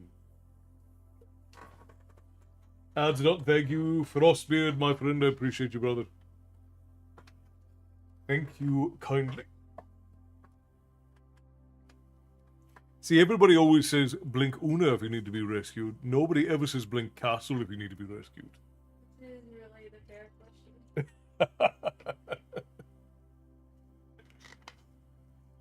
Nate, thank you for the heart me, my friend. I appreciate you. Tips to the tavern, keep it always appreciated. Kelsey, hello! OMG, hello to you. I did see you got the shout out. I appreciate you, brother. Thank you kindly. Alright, let's get right back in. This chapter is almost done, so we'll take a quick chat break after this chapter is done for. And then we'll get right back into the next chapter. Because it is getting late. I didn't realize how late we waffled. Castle, blink if you're having fun. I am always having fun. Una did rescue me some time ago. I was a destitute and desolate bastard before she found me. And she pulled me out of the gutter like some half-washed, muddy little cat. Cleaned me up, and she's had to deal with me ever since. Have I been that busy that I haven't seen you in so long? Blink 3 times if you're gonna solo it. Nah, never. Never. Can't live a day without her. We weren't on much the last week, Kelsey, but we still done Storytime every Tuesday and Thursday, and Sunday most weeks, and we still put out Storytimes every single day, or at least most days. I'd say we average probably about a Storytime every day for about 19 days straight. Blink 3 times if Una is drinking water. I would have to leave my eyes open all the time. I would never get to blink. I need a snack. Get a snack. Go grab a snack, Bobby. Clever says, huzzah! Unless you're dealing with the magic box and it fits. Yeah, we have been having power issues. And the magic box has been having some fits. But other than that, generally speaking, we make it most days. I would say we make it 80% of the time. We miss about 20% of story times. Alright, let's continue. Where was I?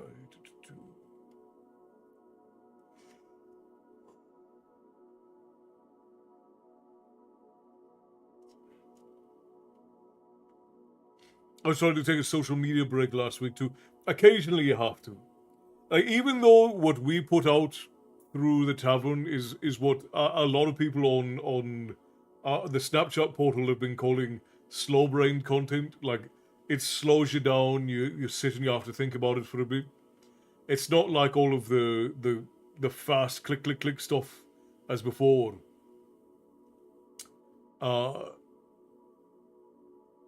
Even still, every once in a while you just have to take a break from social media. Jordan Matheson, hello and welcome in. So very glad you could join us. Grab a seat, settle in.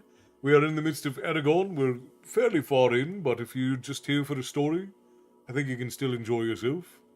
But yeah, I think it's necessary. Everybody should take a little bit of a break from social media every now and again. Otherwise, you're just going to believe that the whole world is doom and gloom and everybody hates everybody and the world is ending and... Blinks 3 times to signal I'm drinking my friend coffee. Of course you are, Matty. The lady did have a coffee today, but I set some water over there. We'll see how much of it is done when I get done reading you all stories. Don't trust Jordan, he's a spy. I believe you, Chicken Nugget. I believe you. Because there's no way that a spy would call out another spy. We don't have all kinds of spy intrigue going on over on the YouTube portal right now.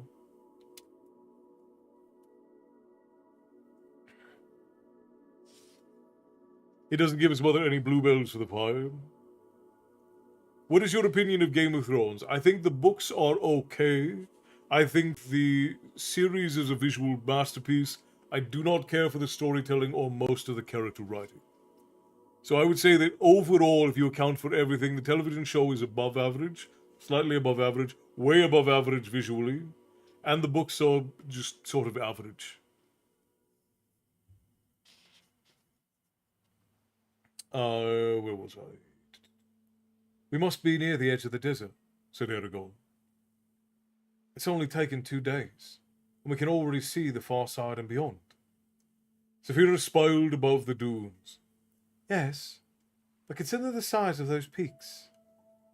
They could still be 50 leagues from here. It's hard to gauge distance against something so immense.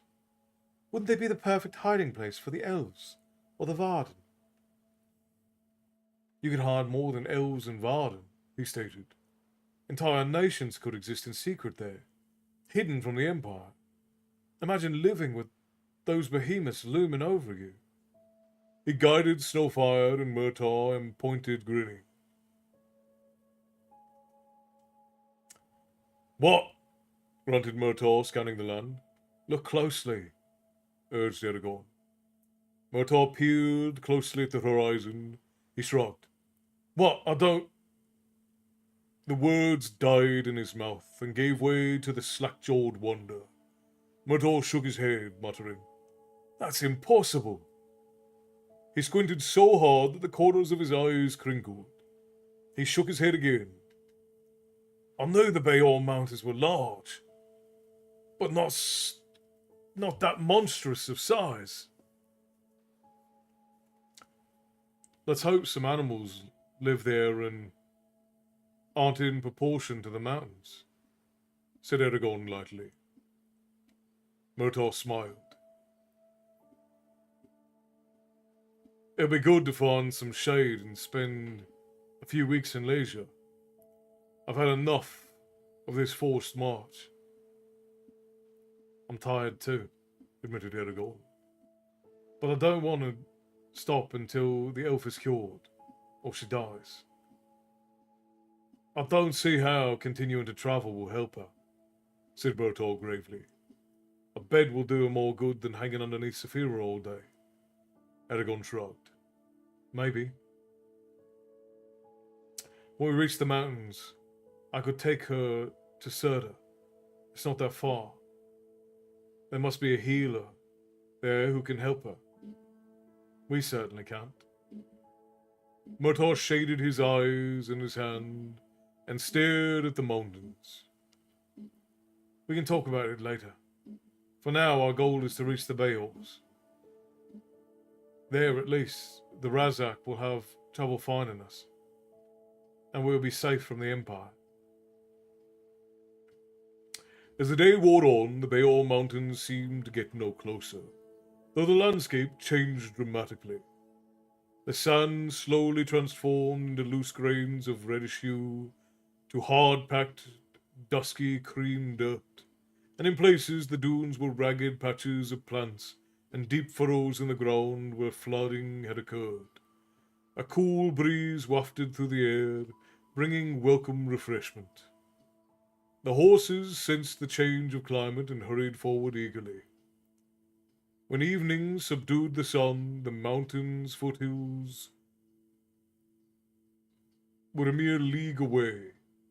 Herds of gazelles bounded through the lush fields of waving grass. Eragon caught Saphira eyeing them hungrily. They camped by a stream, relieved to be out of the punishing Haderach Desert. And so ends the Haderach Desert, my friends. Andrew, I am wonderful. How are you doing? And Songbird, thank you for more gifts over on TikTok.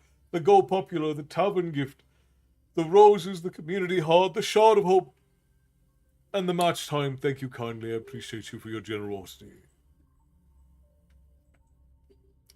He's not a spy. Name 10 books. Lucky Star Comic. Jordan, how are you?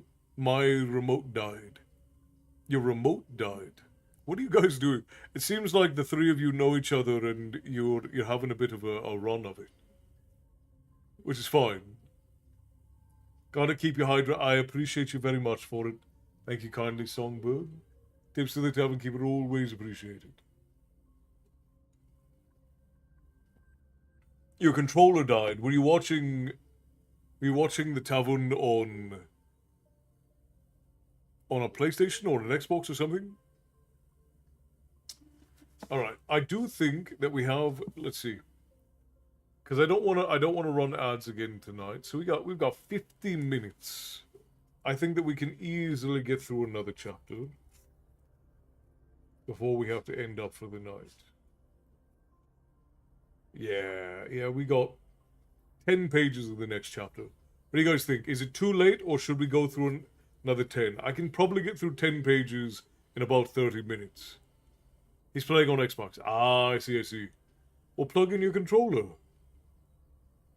Only 100 Gary. Oh, good lord.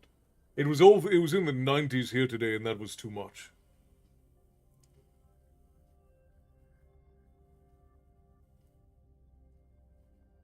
I'm good either way. Let's do it. Let's power through one more chapter, and then I will send you all off with a song or two. Let's do it.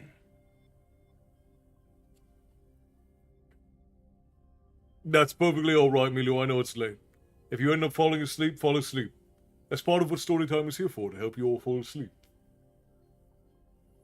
I have not seen the Backrooms movie, Jordan. I've heard that it was okay. I heard it was decent. The Backrooms as a whole is a very intricate bit of horror that I am not particularly familiar with. We don't want the tavern to disappear, and neither do I, my friends. And as long as you all show up for stories, whether it's the short ones we put out every day, or these ones where I come to you and we get to have a chat and I read you a bedtime story, as long as you all show up for them, the tavern is a long, long ways from disappearing. Yeah, I did give the Hammer and the Anvil song as well as Monkey Farts and the Old Dun Cow. I gave them a bit of a listen over the weekend, and I think I could probably do Hammer and Anvil, and I could probably do the other two too. The Old Dun Cow and Monkey Farts are at a very interesting tempo, but I think I could probably do them better. All right, next chapter.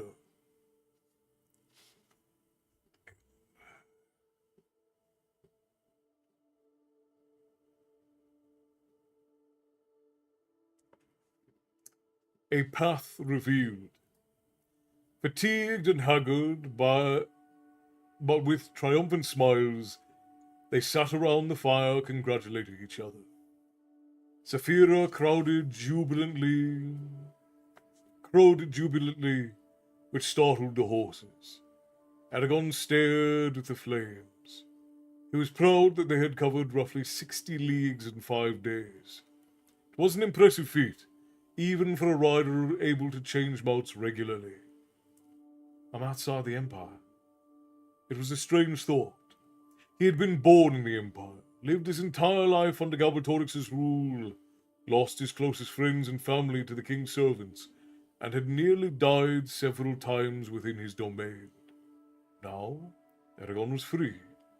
No more would he and Saphira have to dodge soldiers, avoid towns, or hide who they were. It was a bittersweet realization, for the cost had been the loss of his entire world. He looked at the stars and the gloaming sky, and though the thought of building a home in the safety of isolation appealed to him, he had witnessed too many wrongs committed in Galbatorix's name, from murder to slavery to turn his back on the Empire. No longer was it just vengeance, for Brom's death, as well as Garos, that drove him. As a rider, it was his duty to assist those without strength to resist Galbatorix's oppression. With a sigh, he abandoned his deliberation and observed the elf stretched out by Saphira. The fire's orange light gave her face a warm cast. Smooth shadows flickered under her cheekbones. As he stared, an idea slowly came to him. By the way, Frost, I just remembered I read a message from you earlier and I didn't respond to it. I'm glad you liked the Fishbones one. I am liking these sort of found oddity stories. I have a whole bunch of them that I never thought I'd use because I didn't think people would find them interesting, and I've been enjoying them quite a bit. I saw something from Bear. Oh, okay, I already read that. Can I buy a pint of ale for 1 silver coin? Probably. Depends on the pint. Also, hello, Kevin.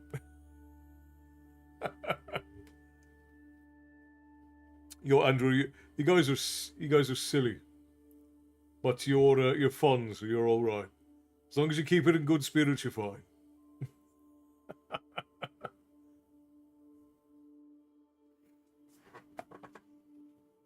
I'm finding them very amusing at the very least. I have a bunch of these old oddities stories that I didn't think anybody would care about, and I'm glad so many folk are enjoying them. Darth Nexus, hello, my friend. Come in, grab a seat, fill your glass. Alright, let's continue. He could hear the thoughts of people and animals, and communicate with them in that manner if he chose to, but it was something he had done infrequently except with Saphira. He always remembered Brom's admonishment not to violate someone's mind unless absolutely necessary. Save for the one time he had tried to probe Murtaugh's consciousness, he had refrained from doing so. Now, however, he wondered if it were possible to contact the elf in her comatose state. I might be able to learn from her memories while she remains like this. But if she recovers, would she forgive me for such an intrusion? Whether she does or not, I must try. She's been in this condition for almost a week. Without speaking of his intentions to Murtaugh or Saphira, he knelt by the elf and placed his palm on her brow. Eragon closed his eyes and extended a tendril of thought, like a probing finger, toward the elf's mind. He found it without difficulty. It was not fuzzy or filled with pain as he had anticipated, but lucid and clear, like a note from a crystal bell. Suddenly, an icy dagger drove into his mind. Pain exploded behind his eyes in splashes of color. He recoiled from the attack, but found himself held in an iron grip, unable to retreat. Eragon fought as hard as he could and used every defense he could think of. The dagger stabbed into his mind again, and he frantically threw his own barrier before it, blunting the attack.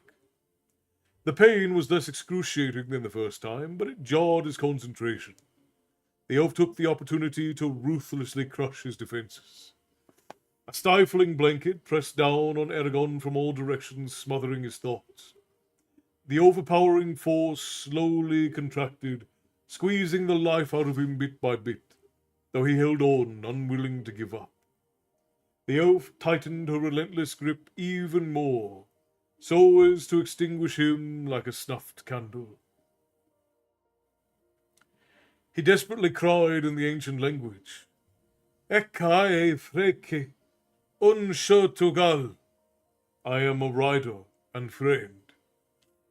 The deadly embrace did not loosen his hold, but its constriction halted, and a surprise emanated from her.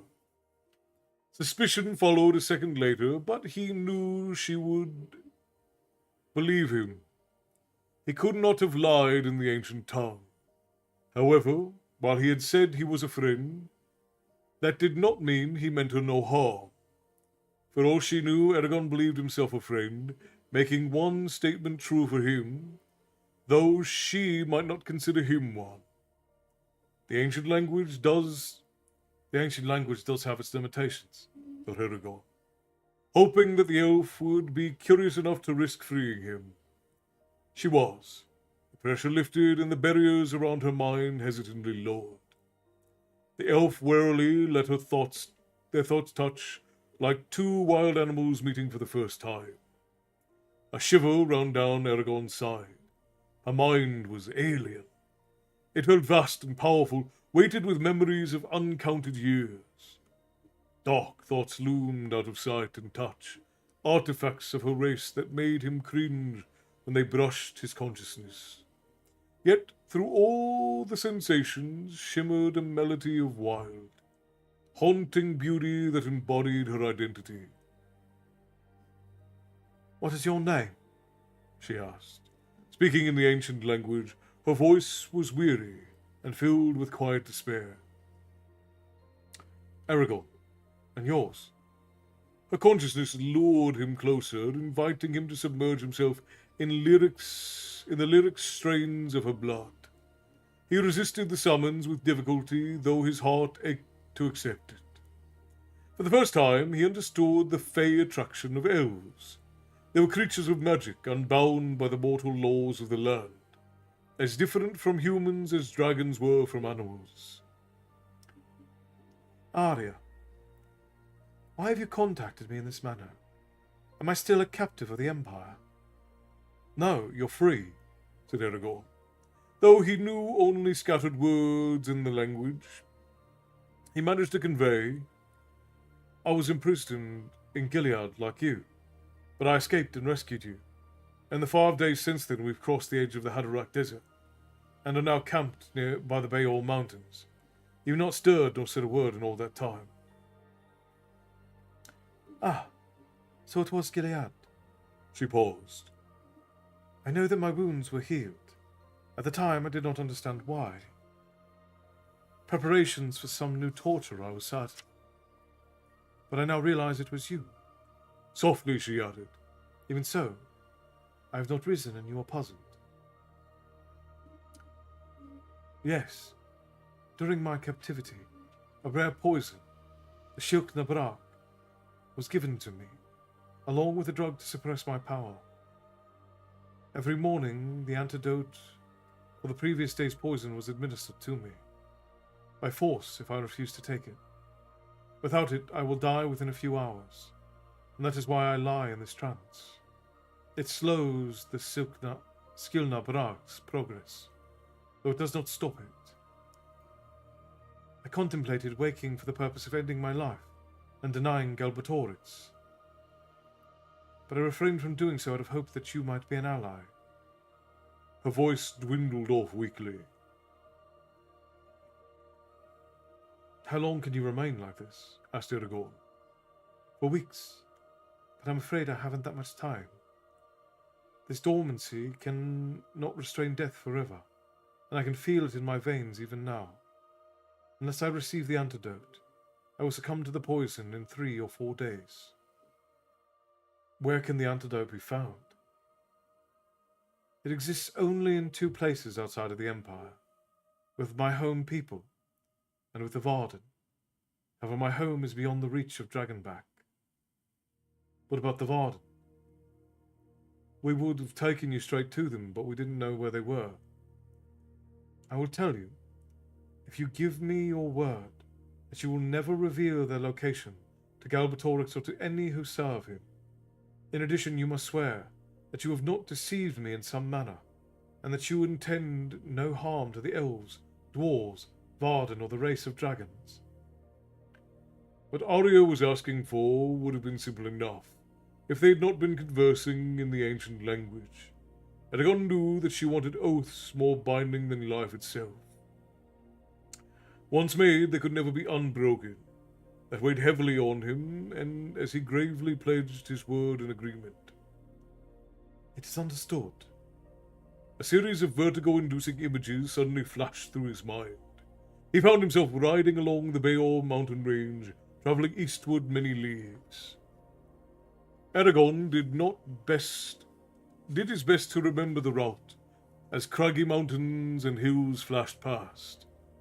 He was heading south now, still following the mountains, with everything wheeling abruptly, and he entered a narrow, winding valley. It snaked through the mountains to the base of a frothy waterfall that pounded into a deep lake.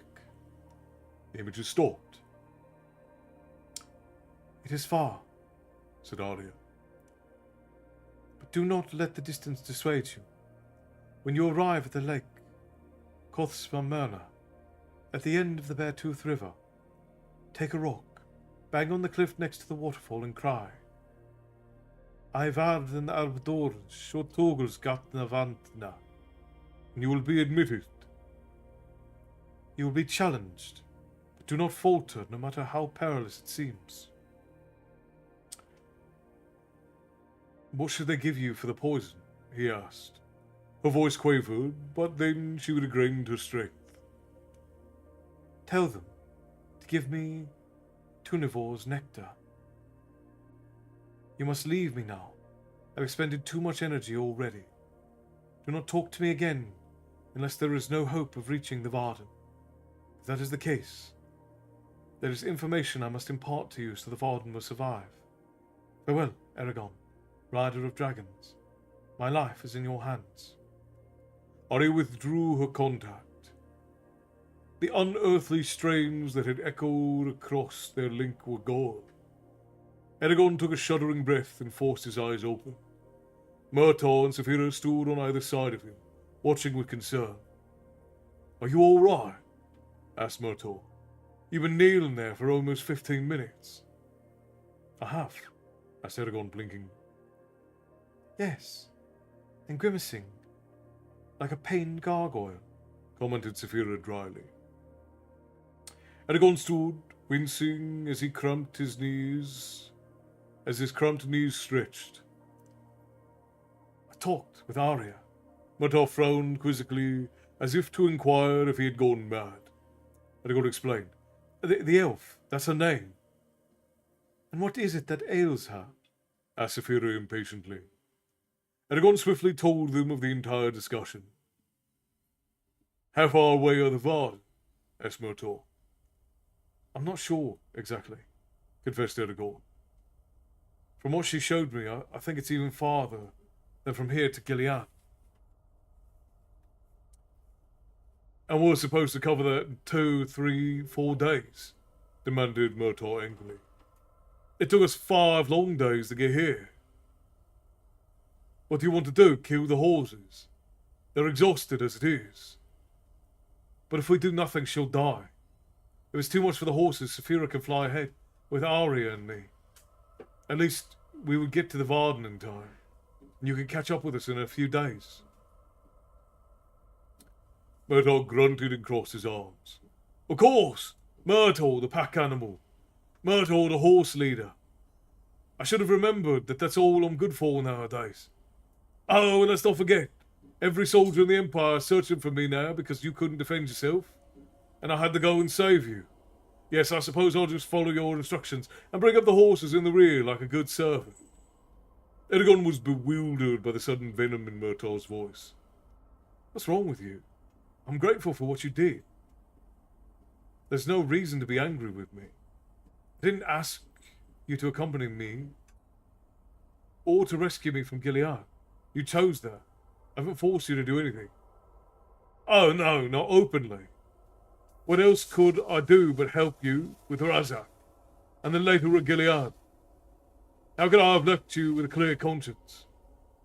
The problem with you, said Murtaugh, poking Eragon in the chest, is that you're so totally helpless, you force everyone to take care of you. The word stung Eragon's pride. He recognized a grain of truth in them. Don't touch me, he growled. Murtaugh laughed, a harsh note in his voice. Oh, what? You'll punch me? You couldn't hit a brick wall. He went to shove Eragon again, but Eragon grabbed his arm and struck him in the stomach. I said, don't touch me. Murtaugh doubled over, swearing, and then he yelled and launched himself at Eragon. They fell in a tangle of arms and legs, pounding on each other. Eragon kicked at Murtaugh's right hip, missed, grazing the fire. The sparks and burning embers scattered through the air. They scrabbled across the ground, trying to get leverage. Eragon managed to get his feet under Murtaugh's chest and kicked mightily. Murtaugh flew upside down over Eragon's head and landed flat on his back with a solid thump. Murtaugh's breath whooshed out He rolled stiffly to his feet and then wheeled to face Eragon, panting heavily.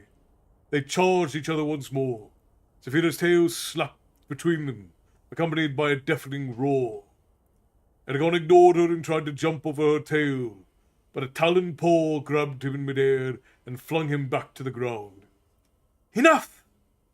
He futilely tried to push Saphira's muscled leg off his chest, and saw that Murtaugh was likewise pinned. Saphira roared again, snapping her jaws. She swung her head over Eragon, glaring at him. You, of all people, should know better. Fighting like starving dogs over scraps of meat. What would Brom say? Eragon felt his cheeks burn and averted his eyes. He knew what Brom would have said. Saphira held them on the ground, letting them simmer, and Eragon said pointedly, Now if you don't want to spend the night under my right foot, you will politely ask Murtaugh what is troubling him. She snaked her head over to Murtaugh and stared down at him with an impassive blue eye. And tell him that I won't stand for insults from either of you.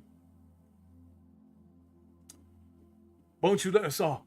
Complained Eragon. No. Eragon reluctantly turned his head towards Murtaugh, tasting the blood inside of his mouth. Murtaugh avoided his eyes and looked up at the sky. Well, is she going to get off of us? No, not unless we talk. She wants me to ask you what's really the problem, said Eragon, embarrassed. Saphira growled in affirmative and continued to stare at Murtaugh. It was impossible for him to escape her piercing glare. Finally he shrugged, muttered something under his breath, and Saphira's claws tightened on his chest, and her tail whistled through the air. Murtaugh shot her an angry glance, and then grudgingly said louder,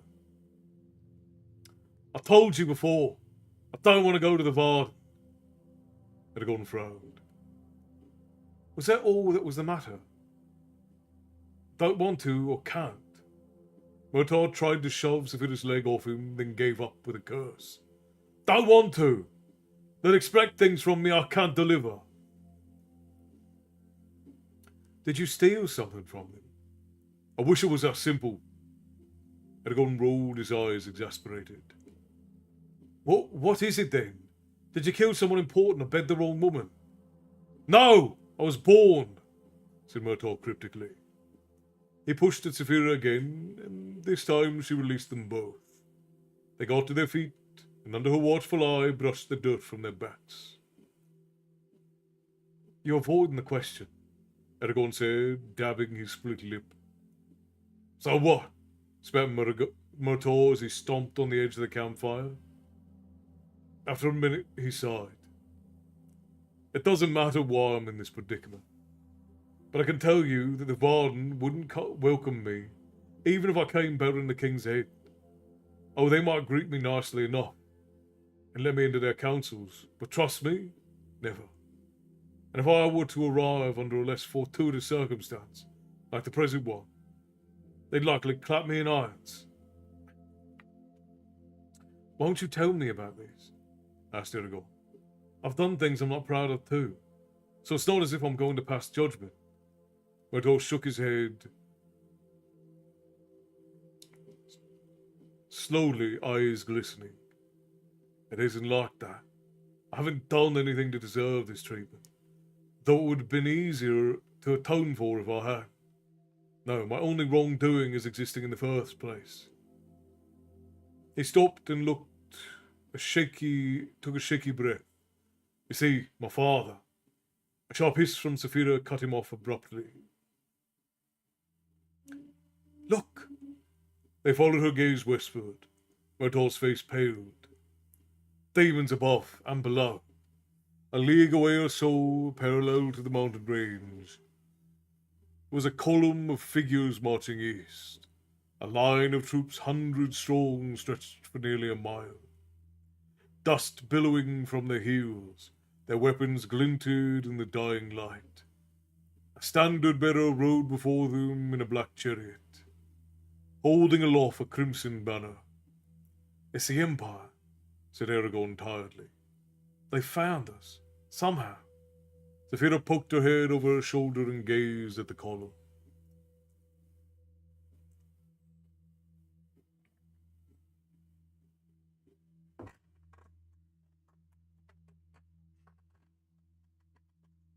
I followed you for 2 years. You followed me for longer than that, Swordog. It's been a long time. I'd like to purchase this entire tavern with a stone tongue. Well, good luck with that.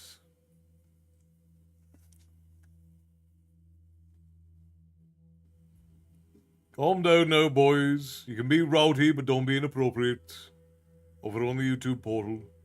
I'd like for you to be able to stay for stories.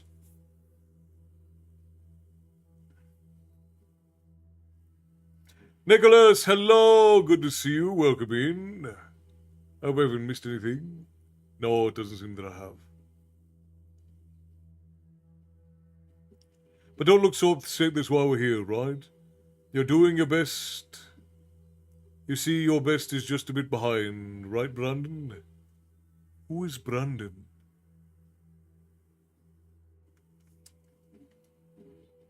All right, Dave, you know what you're doing.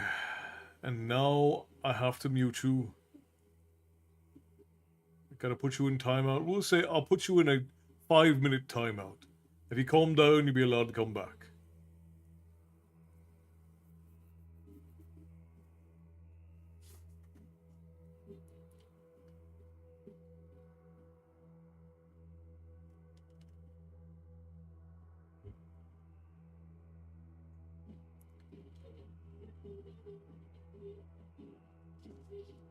Alright, where was I?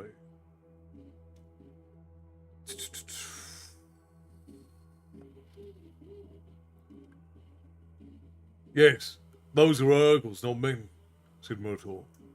How can you tell? Murtaugh pointed at the standard.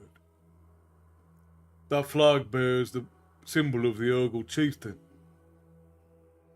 He's a ruthless brute, given to violent fits and insanity. You've met him? Murtaugh's eyes tightened. Once, briefly. I still have scars from that encounter. These Urgles might not have been sent here for us, but I'm sure we've been seen by now, and that they will follow us. Their chieftain isn't the sort to let a dragon escape his grasp, especially if he's heard about Gilead. Eragon hurried to the fire and covered it with dirt. We have to flee. You don't want to go to the Varden, but I'll have to take Arya to them before she dies. Here's a compromise. Come with me until we reach the lake, cross the Myrna, and then go on your own way. Murtaugh hesitated. Eragon added quickly. If you leave right now, in sight of the column, the Urgles will follow you. And then where will you be, facing them alone? Very well, said Murtaugh, tossing his saddlebags over Tornak's flanks. But when we're near the Varden, I will leave. Eragon burned to question Murtaugh further, but not with Urgles so near. He gathered his belongings, saddled Snowfire. Saphira fanned her wings and took off in a rush and circled above. She kept guard over Murtaugh and Eragon as they left the camp. Which direction shall I fly? She asked. East, along the Bayous. Stilling her wings, Saphira rose on an updraft and teetered on a pillar of warm air, hovering in the sky over the horses. I wonder why the Urgles are here. Maybe they were sent to attack the Varden. Then we should try to warn them, she said, guiding Snowfire past half-visible obstacles. As the night deepened, the Urgles faded into the gloom behind them.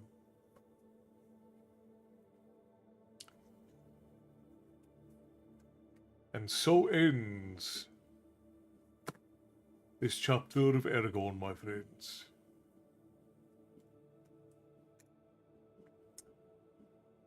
Absolutely wonderful, my friends.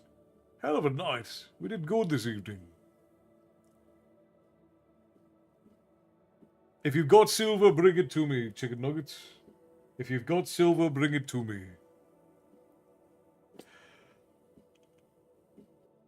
Have a good evening. So Talks, always lovely to see you. I'm glad you could drop in. All right. Let's see. Let's do. We can do the Hammer and Anvil song, I think.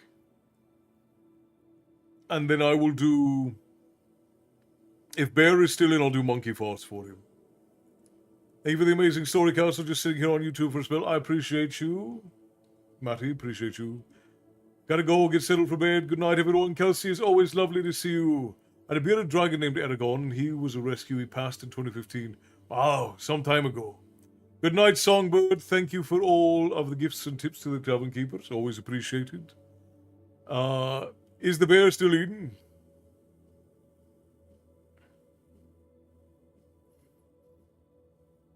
Well, evening, night, morning. You all come in from all across the universe. I don't know where you're coming in from. Although it is night for me, to be fair.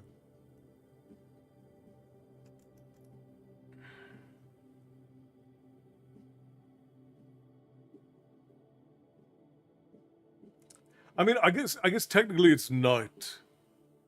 Yep, still here. Do you want the old dun cow or do you want monkey farts, Bear? Bear's been yapping with me.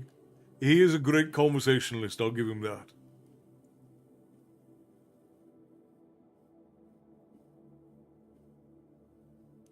Alpha Centaura.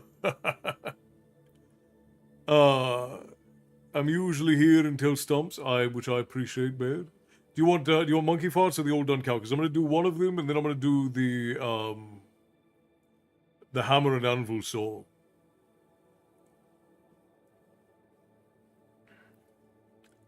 That's a young night. It is, but I have so much else I need to do this evening that unfortunately we're gonna have to call it.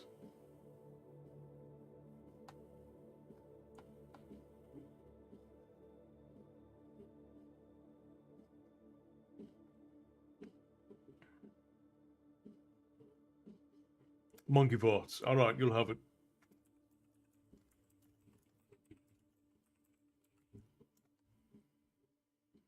Okay, this is a song recommended by the Bear, and it's by Seamus Kennedy.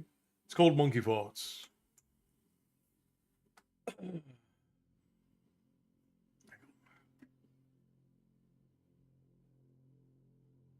Just a sec.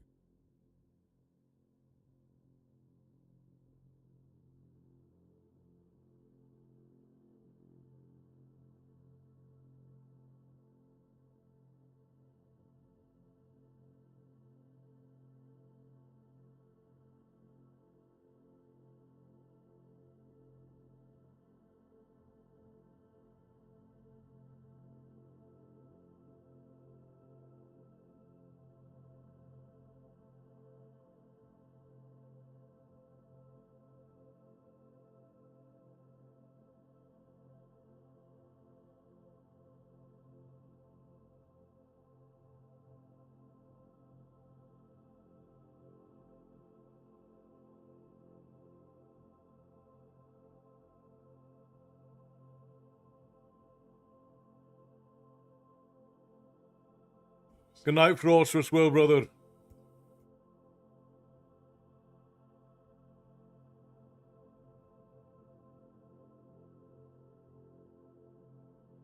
All right, I think I have it.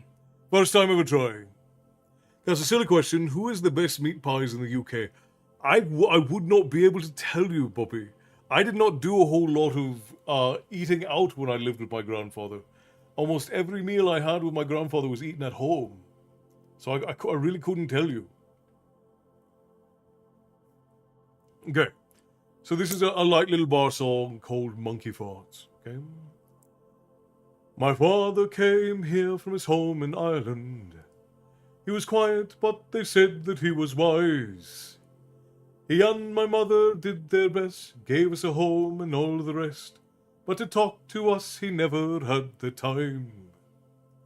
Sure he'd say, pass the butter, or come here, young man, or keep quiet, or no, you can't have a dime. Until that day I was leaving, when Dad finally found a reason to share his philosophy of life. He said, a monkey fart should smell like banana. An English fart should smell of cups of tea. The farting of a fairy should be very light and airy. When a father farts, I hope you'll think of me. An Irish fart should always lift with laughter. It should melt your heart and melt your shorts as well. A lion's fart should roar with power, cuckoo should fart on every hour, and a nun's fart should have meaning but no smell. A strong man's fart should sound off like a trumpet. A pretty girl should barely even squeak. But the person you can trust is the one who'd rather bust than ever let one rip out in the street. Now, from my old man, this was really an earful. I tried to understand just what he meant. His words were primitive but strong, so I wouldn't get them wrong. He was saying to be careful as I went. He was saying to be happy as I could be. He was saying to watch myself, and as I pass, beware who I look up to, and whatever else I might do, know that most of what you get from folks is just escaping gas. He said a monkey fart should smell just like bananas, and an English fart should smell like cups of tea. The farting of a fairy should be so light and airy. When a father farts, I hope you'll think of me. An Irish fart should always lilt with laughter. It should melt your heart and melt your shorts as well. A lion's fart should roar with power, cuckoo should fart on every hour, a nun's fart should have meaning but no smell. A strong man's fart should sound off like a trumpet. A pretty girl should barely even squeak. But the person you can trust is the one who'd rather bust than ever let one rip on the street. Lovely, Bear. Absolutely lovely. Good morrow, good friend. May your days be bountiful. Unknown Gen X, thank you kindly, my friend. Absolutely always lovely. Monkey Farts Bananas, yes. So that's another silly one to add to the list. Alright, and then we're going to do the hammer and the anvil. I need to get the tune for this real quick.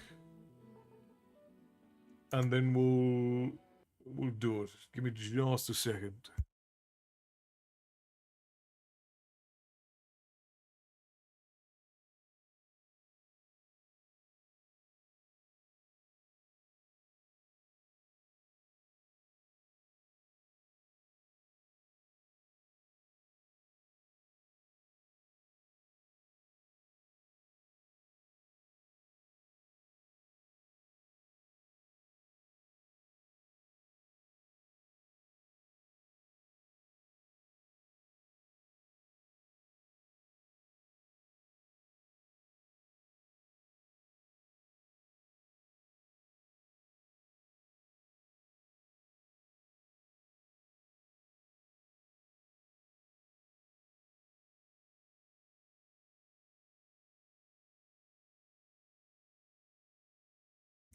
Always a pleasure, Bear. Always a pleasure.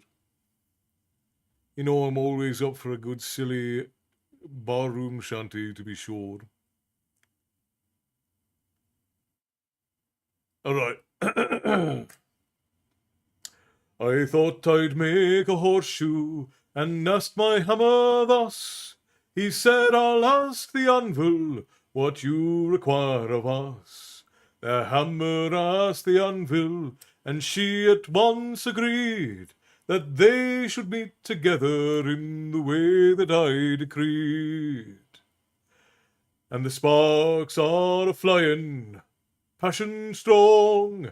I am the blacksmith singing the hammer and anvil song. I thought to make an anchor for the taking on the main. The hammer and the anvil relented once again. So they sat there together As I prepared the cast, they braced themselves for impact, like a sailor on the mast. And its sparks are flying, passion strong. I am the blacksmith, singing the hammer and anvil song. I thought to make a broadsword for fighting on the field, much as I know the hammer is a nobler thing to wield. For though a humble tradesfolk choose a quiet life, the gods of war come to the door of the hammer and his wife. And the sparks are flying, passion strong. I am the blacksmith singing the hammer and anvil song. They asked me for a statue of the general who died, a sword raised in his iron fist, and a war horse sat astride. And though I knew they tried me for what I decide, I stuck a hammer in his fist and an anvil by his side. And its sparks are flying, passion strong. I am the blacksmith singing the hammer and anvil song. Now, oh, ye merry blacksmiths, a warning take by me. Stick to your country horseshoes and your anchors by the sea. For the gods of war come calling, promising you gold. They'll take your hammer and take your anvil and take your very soul. And its sparks are flying, passion strong. I am the blacksmith singing the hammer and anvil song. And its sparks are flying, passion strong. I am the blacksmith singing the hammer and anvil song. Absolutely lovely, my friends. Thank you kindly for the songs, my friends. But here, sadly, is where we must part. For it is the end of our story time and gathering this eve. Jazz, love, it's always good to see you. Coming in at the end, but it's good that you dropped by. And my friends, sadly, this is where we must part. But it is not all sadness, even though parting is such sweet sorrow. The very next time that you all seek a story, we will gather here again in the tavern. Thank you to all of our wonderful barkeeps. Thank you to all of the new folk who joined us for Storytime. We will see you again on Thursday when we once again meet in a tavern to hear the story of twin princes in a desert of a foreign nation. But until then, my friends, I will bid you all stay bloodthirsty, and we will see you next time. Have a good night, my friends. Rest well until then.